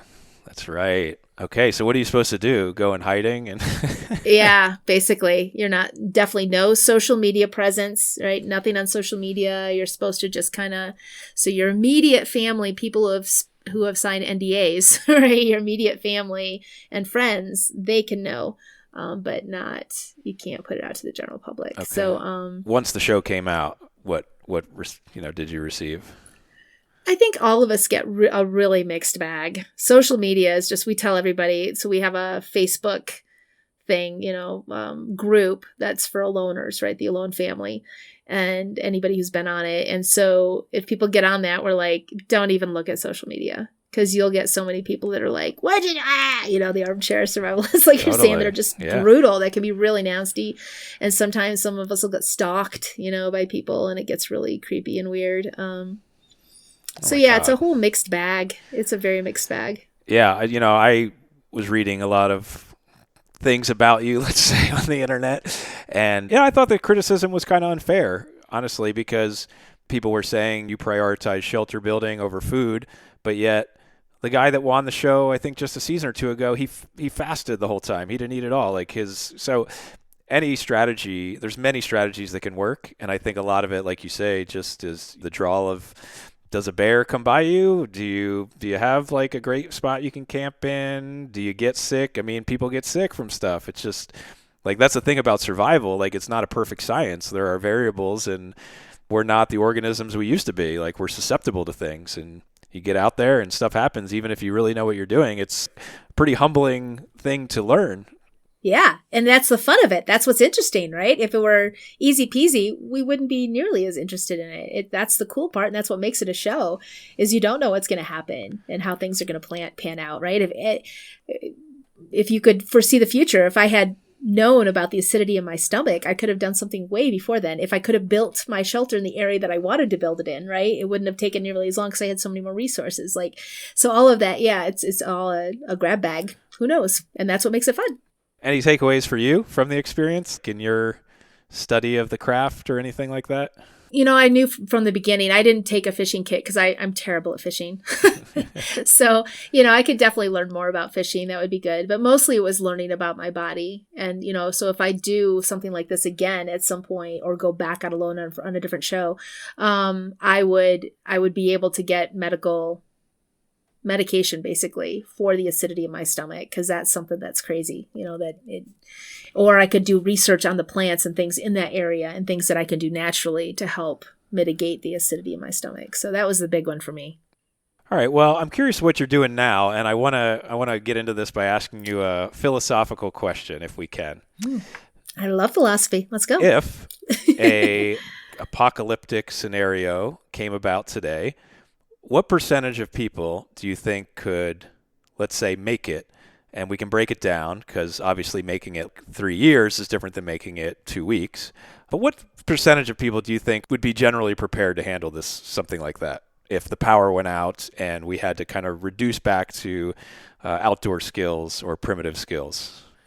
Yeah, if it's short term, I think, pretty high. I think 99% of the population would be just fine. And I think we see that with smaller examples of that happening, right? Where we have regional areas where there was a hurricane that knocked out power for 2 weeks or whatever, or, people stranded on the highway, it's shut down because of a massive snowstorm or things along those lines. So we can see that in those short-term kind of things before power is actually restored. So I think we do pretty well in that short term. As soon as there's no food in the grocery store, so lasting even like 2 months, I'm going to say maybe 50% of the population, 50 or 60. Depends on how much people help each other out. That's the variable what time of year right it there. is, Yeah. and what it is. Yeah. And helping people out and what is the exact situation. Yeah, I think about this a lot just because I'm a nerd and I like to think about it. But, I read a lot of books, too, about history and explorers. And I was just reading Undaunted Courage about Lewis and Clark. Mm-hmm. And the thing that struck me was just like how much food there was in the past. Yes, Our ancestors were way better hunters than we are now, clearly. But they also had so much more food available to them, I feel, than now, where it's like it's kind of hard to see wildlife. So if everybody were all of a sudden turned to the wilderness to hunt and fish, how quickly we may have resource scarcity. What do you think of that? I was reading, I think it was Sapiens that I was reading in a book called Sapiens. Great book. And Amazing. It gave it, yeah, right? And the statistic in there, like 300 million tons, whatever, is the mass of humans, and 700 million. And then only 100 million tons is everything else, right? And so then I looked on Google, and it is insane, Will. I cannot believe this statistic. If somebody had asked me before I knew the statistic, I would have said like, humans are like 30-40%. Humans in our wildlife are like 30-40% of the mammal biomass on the planet, right? That's what I would have said. 96% of the mammal biomass on this planet now, 96% is humans and our livestock. Oh my God. Only 4% of the flippin' planet now, right, is everything else, from whales, elephants, mice. Everything else is only 4% of the mammals. Isn't that insane? That's so wild. That's crazy. I wouldn't believe that either. Yeah, so like, how are we going to do this without Yeah, no our way. modern No day way. support system? It would be Absolutely no impossible. way. Yeah. No. So what are you trying to teach people? Tell us about what you're doing now with the OWLS course, and you're back in the public sector. What are you doing? Yeah, so we're just opening up another website tomorrow, 2 days from now, I think. So I'll have a jessiekrebs.com landing page. I've had OWLS for 5 years now. And OWLS is outdoorsy women learning survival skills. And so I have had that for a little while, and I love it. I just love getting, like I said, like the first half of my life or so was working mostly with men, which is fine. It was okay. But I really like the vibe and the energy of women getting together and supporting other women in this really like building fires and tying knots and putting up shelters and rappelling off of things. Like, it's so cool getting women together and empowering each other in that way. So I love the vibe with OWL Skills. It's definitely my favorite. And then I have my other side of the business is Train with Jessie. So because I'm just restricting it to the women basically for OWL Skills and those who identify as female or comfortable in women's only spaces, that's OWLS. But then I do like family groups and speaking engagements and corporate events and team building stuff, right? Because that's all in my background as well, and therapeutic concepts and things. So that's a whole other website now, just Train with Jessie. What do you want to learn? What do you want to do? And so those are the custom courses, which I really enjoy a lot of those as well, because I get to talk with the people and be like, okay, what do you want to learn and what skills you want to dive into? Or, if it's a speaking engagement, what's our topic? What are we going to motivate about today? Or team building, like, oh, let's get into the psychology and how is this group working together and how can we improve things? So, I really enjoy what I do. I'm really, really lucky and blessed in that. It's my business. I get to choose my calendar and where I go and when I go, and it's awesome. The women that are coming to you, what are they seeking? Are they trying to survive the apocalypse? Do they want to get into backpacking? What is their arching theme of your course, or is it just mixed? It's mixed, but most of them are women who want to connect more with the outdoors, and they don't feel like, mansplaining is a thing. And when I first started teaching in the civilian world again, or I should say when I just started teaching there in general, right? Because I taught in the military, I did wilderness therapy, but I didn't really teach much there. So when I actually had a business that people came to me for, I was working with Dan Baird, who had also been on migrations, and he had the California Survival School. And so that was SEER training. It was a civilian version of SEER training. And I would have mixed groups, and I would literally teach a knot to a mixed group, and there'd be a couple sitting there. And this happened several times. And I teach how to tie a knot, and like, this is one way to do it. And then I like to watch my students and see if they're doing it the way I taught, or if they're trying to do it a different way that feels more natural for them. And then I'll go and teach them the way they want to learn it. And inevitably I'd see, the guy, he's done knots, right? He's learned knots. He learned them from his dad when he was 10, right? 5. And the woman usually hasn't. And so she'd be struggling with the knot. And I would literally watch him take the ropes out of her hand, tie the knot, and hand it back to her. Oh, that's not good. That's not how you right? learn. Like, no, it doesn't work so well. Nope. So a lot of women come because they're really drawn to it being women only, that being a big factor. And we have a lot of fun, and we laugh, we cry sometimes. We're just, we have a blast. So that's a big part of it. And I get women for all different. So some of them are trail runners. Some have been solo hikers. Some of them hike with groups, but they've always been in the background because they didn't know as much as the other people in the group. Some of them are more weighted at home, right? Because I'll tell people, yes, I was trained in wilderness survival, but I teach concepts. And so you're at home and the hurricane's coming through. What do you do, right? Your home can become an emergency situation. The fire is coming. The snow is falling, and you're completely right. So we see this all the time as well, where literally people at home and they're in danger. And now you're trying to get rescued, and you're trying to just survive and make it through, that minimum of 3 days if you can, and get the heck out of there. So that's what I teach, right? This is an emergency situation. What are those 5 basic needs? How can I meet them? Hopefully in your environment. And that's where the custom courses, or me like flying around the country and being like, hey, I'm going to teach a class in Vermont. Hey, I'm going to teach one in New Mexico. Hey, I'm going to be over in Sacramento, right? And so people can come from their local area and learn about their specific environment. Right. So that's what I teach now. And it's a lot of fun. I love that. How's the best way for people to follow you and learn about where you're going to be? Is it social media? Or I know you have the newsletter people can sign up for, right? Yes. Yeah. I usually go into the website and just shoot me an email, do the contact us. That's the best way to get a hold of me. And yes, then I have the websites now. So like I said, in the next couple of days, I should have jessiekrebs.com, and that's a landing page. And from that, you can say, hey, okay, I want to learn. I want to see where I'm just teaching general sign-up classes around the country and go with owl skills if you're a woman. Or, hey, I want to do a custom course for my family or I've even done bachelor parties. So it's a lot of fun, right? Or we go out in the woods and learn how to put up shelters and stuff. Are your normal courses, like if people want to come to Colorado for a trip and make a trip out of it, they could come to Pagosa Springs? Or are you doing it in Boulder? I thought I saw previously. Yeah, everywhere, basically anywhere. So I can either come to you or you can come to me, or we can choose a destination, right? We could, go to Switzerland or Germany or wherever, right? And I can meet you there. Let's go to Antarctica. And do a course there. Yeah, let's go. Do that. I'm excited for that. So are you doing wilderness therapy anymore, or is that done for now? No, I mean, I think once you get into wilderness therapy or take psychology, do any of that, it's always going to be part of your life and work. And so there are many women that come to my program that just got out of a domestic abuse situation, right? Or they were married for years and years and years, and now all the kids are out of the house. They're finally an empty nester, and they can take care of themselves again now, right? So there's lots of different reasons why people seek me out. And yeah, so sometimes we want to go do something fun someplace else, or sometimes there's always going to be a little bit of therapy involved. That seems really full circle for you, because you struggled as a child, you went to the military, then you saw all these military people with PTSD, and now you're helping them reintegrate through that. And I think, man, we could all be benefited from more time with the wilderness. I mean, most of us who live in cities don't even see the stars. We're so disconnected from it. Maybe that's why we're like kind of destroying the planet too, because most people are completely, I mean, where's our new Teddy Roosevelt, the guy that would in between elections go and, I don't know if you've ever read River of Doubt, but navigate an unknown river in the Amazon in his free time. We don't have any politicians that are getting out and about like that anymore. They'll go on like a hike for publicity, but where's the backpacking?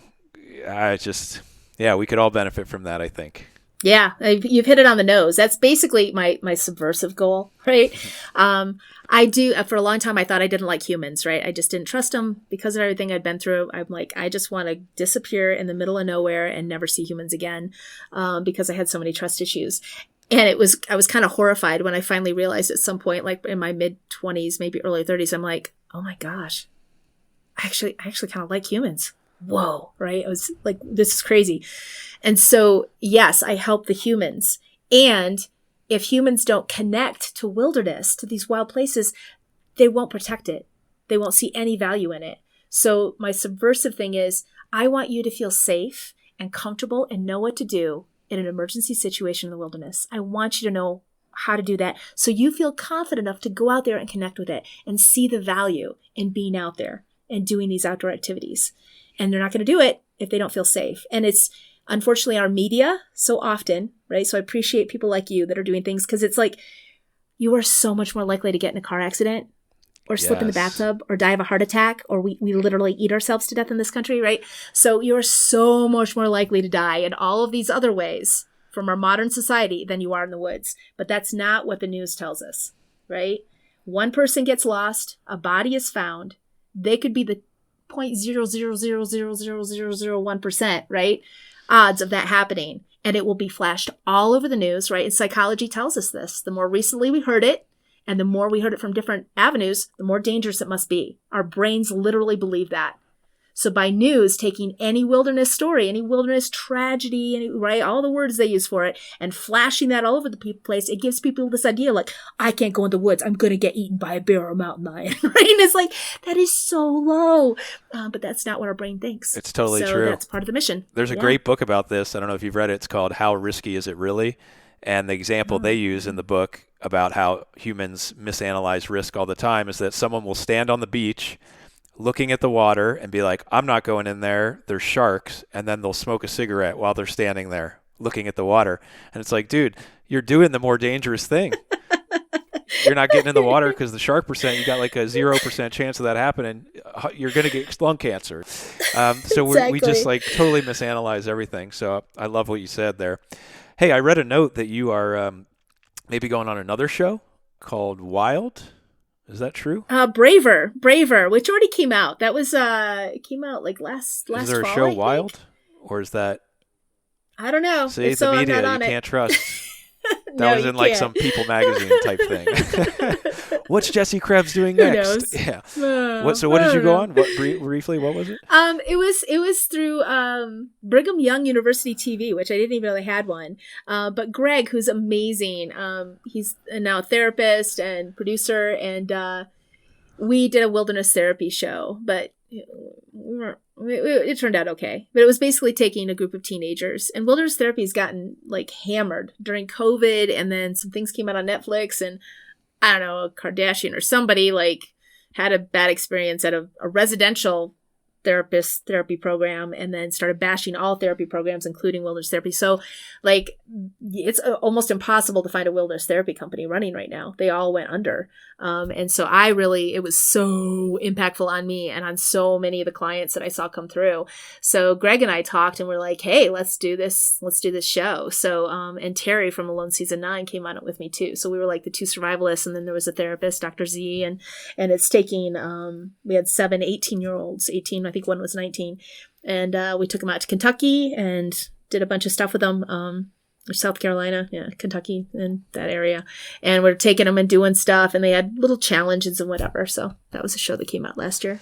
It's okay. I had a buddy that did wilderness therapy, and he told me that he would go to people's homes and literally kidnap the children at night with parental consent, but basically pull the kids out of their bed at night and take them into the wilderness. And it was this extreme intervention program. Is that what you do, that kind of thing? That's what we did, yeah. With the first program I worked for, the main problem had to be addiction. That had to be the main reason for seeking treatment. And so parents were terrified, right, for their kids.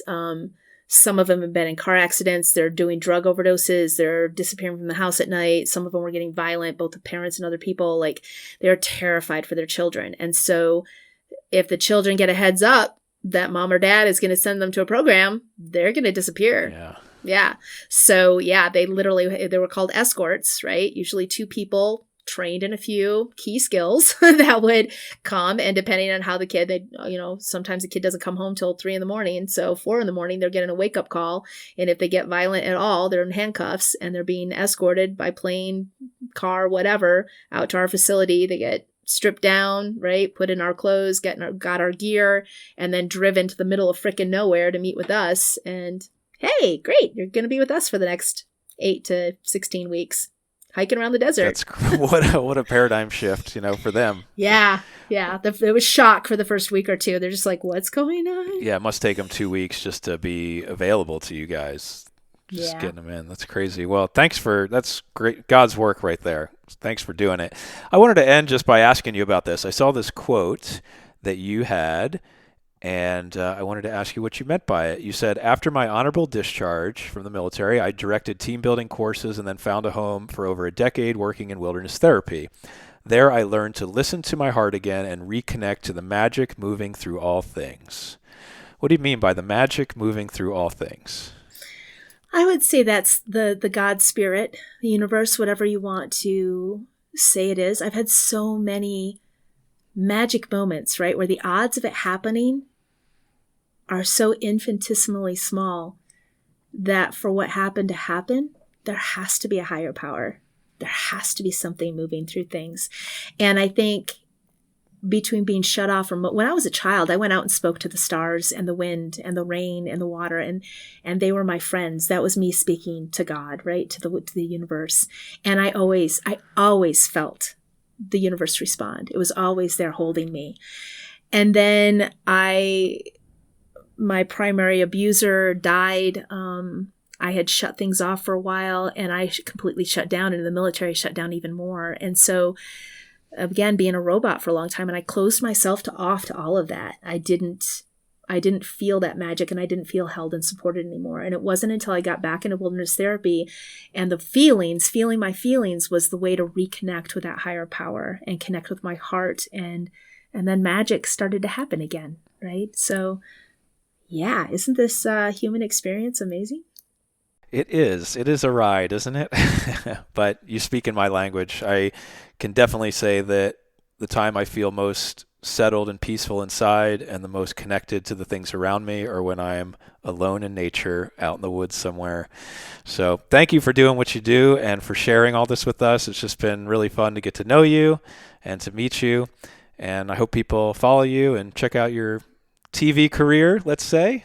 It's so weird. Right? Still weird. I don't know. I never would have dreamed this of myself, especially when I was a kid or even military or whatever. But yeah. Well, that's what makes it's life crazy. exciting, because who knows what does. the next year's, something else unpredictable may be coming. So yeah, I'm doing a firewalkers trainers training in Mexico in June. Firewalkers. So yeah, walking on fire?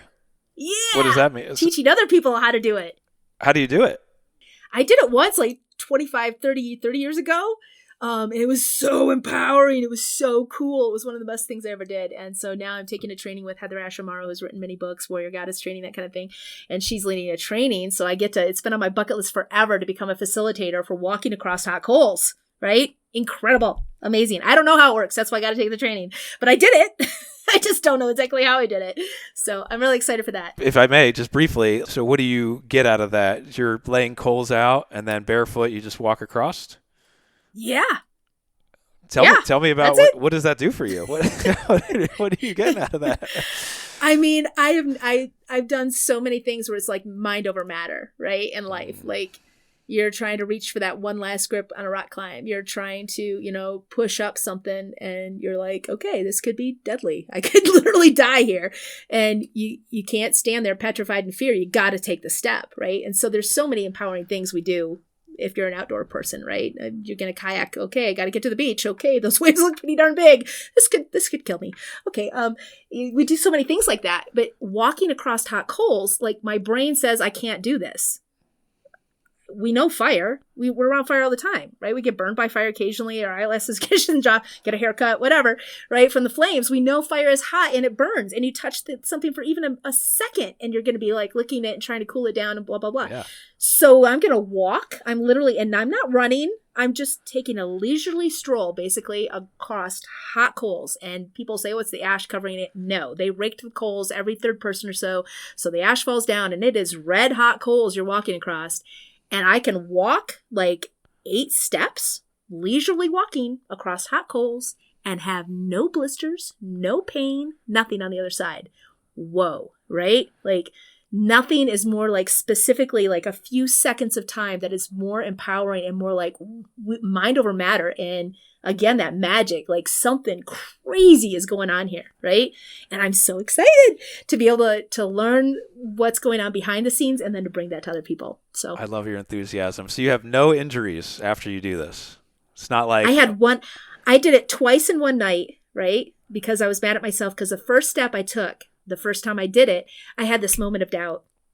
And so I ended up with one teeny tiny blister on my left foot on the outside. And that was the only thing I did like 16 to 20 steps more beyond that. And I only got a blister that first time when I had a little tiny nig of doubt. So yeah, magic. It's the power of belief protecting you physically. All right. When you get back from this course, I want to reach out and hear how it was. Because if you teach it, hopefully, more women should teach men. I think that would help with the world too. So I would take your firewalking course for sure. So I hope you offer that soon. Sounds great. That's awesome. Thanks, Thank Will. you, Jessie, for spending time. Thank you for doing what you do, Will. This is awesome. This is the most fun thing I do. I just love talking to people and hearing stories. So thank you for your time. We'll see each other down the road. It's been a pleasure. Yes, now I'm riding the terrain, flying high up once again. Got my crew sitting healthy and my boo living wealthy. Level 99, never settle in my mind. So I pedal and I climb up the pedestal and find almighty weapons. So I calm, lightly step into the castle. Satchel, tackled, wrestled down the corridor where I'm grounded through the floor. Roundhouse into my core, down, out, and through the door. Sword down at my side, I gotta round up and ride. Face boss, break jaws till I take off. Face off, stop and swing my serious strike. This is it, take the title, disappear in the night. To the whole wide world. Got the keys to the kingdom overseas with the wisdom guarantee that my rhythm hit the whole wide world. Slay the boss in the castle when we cross final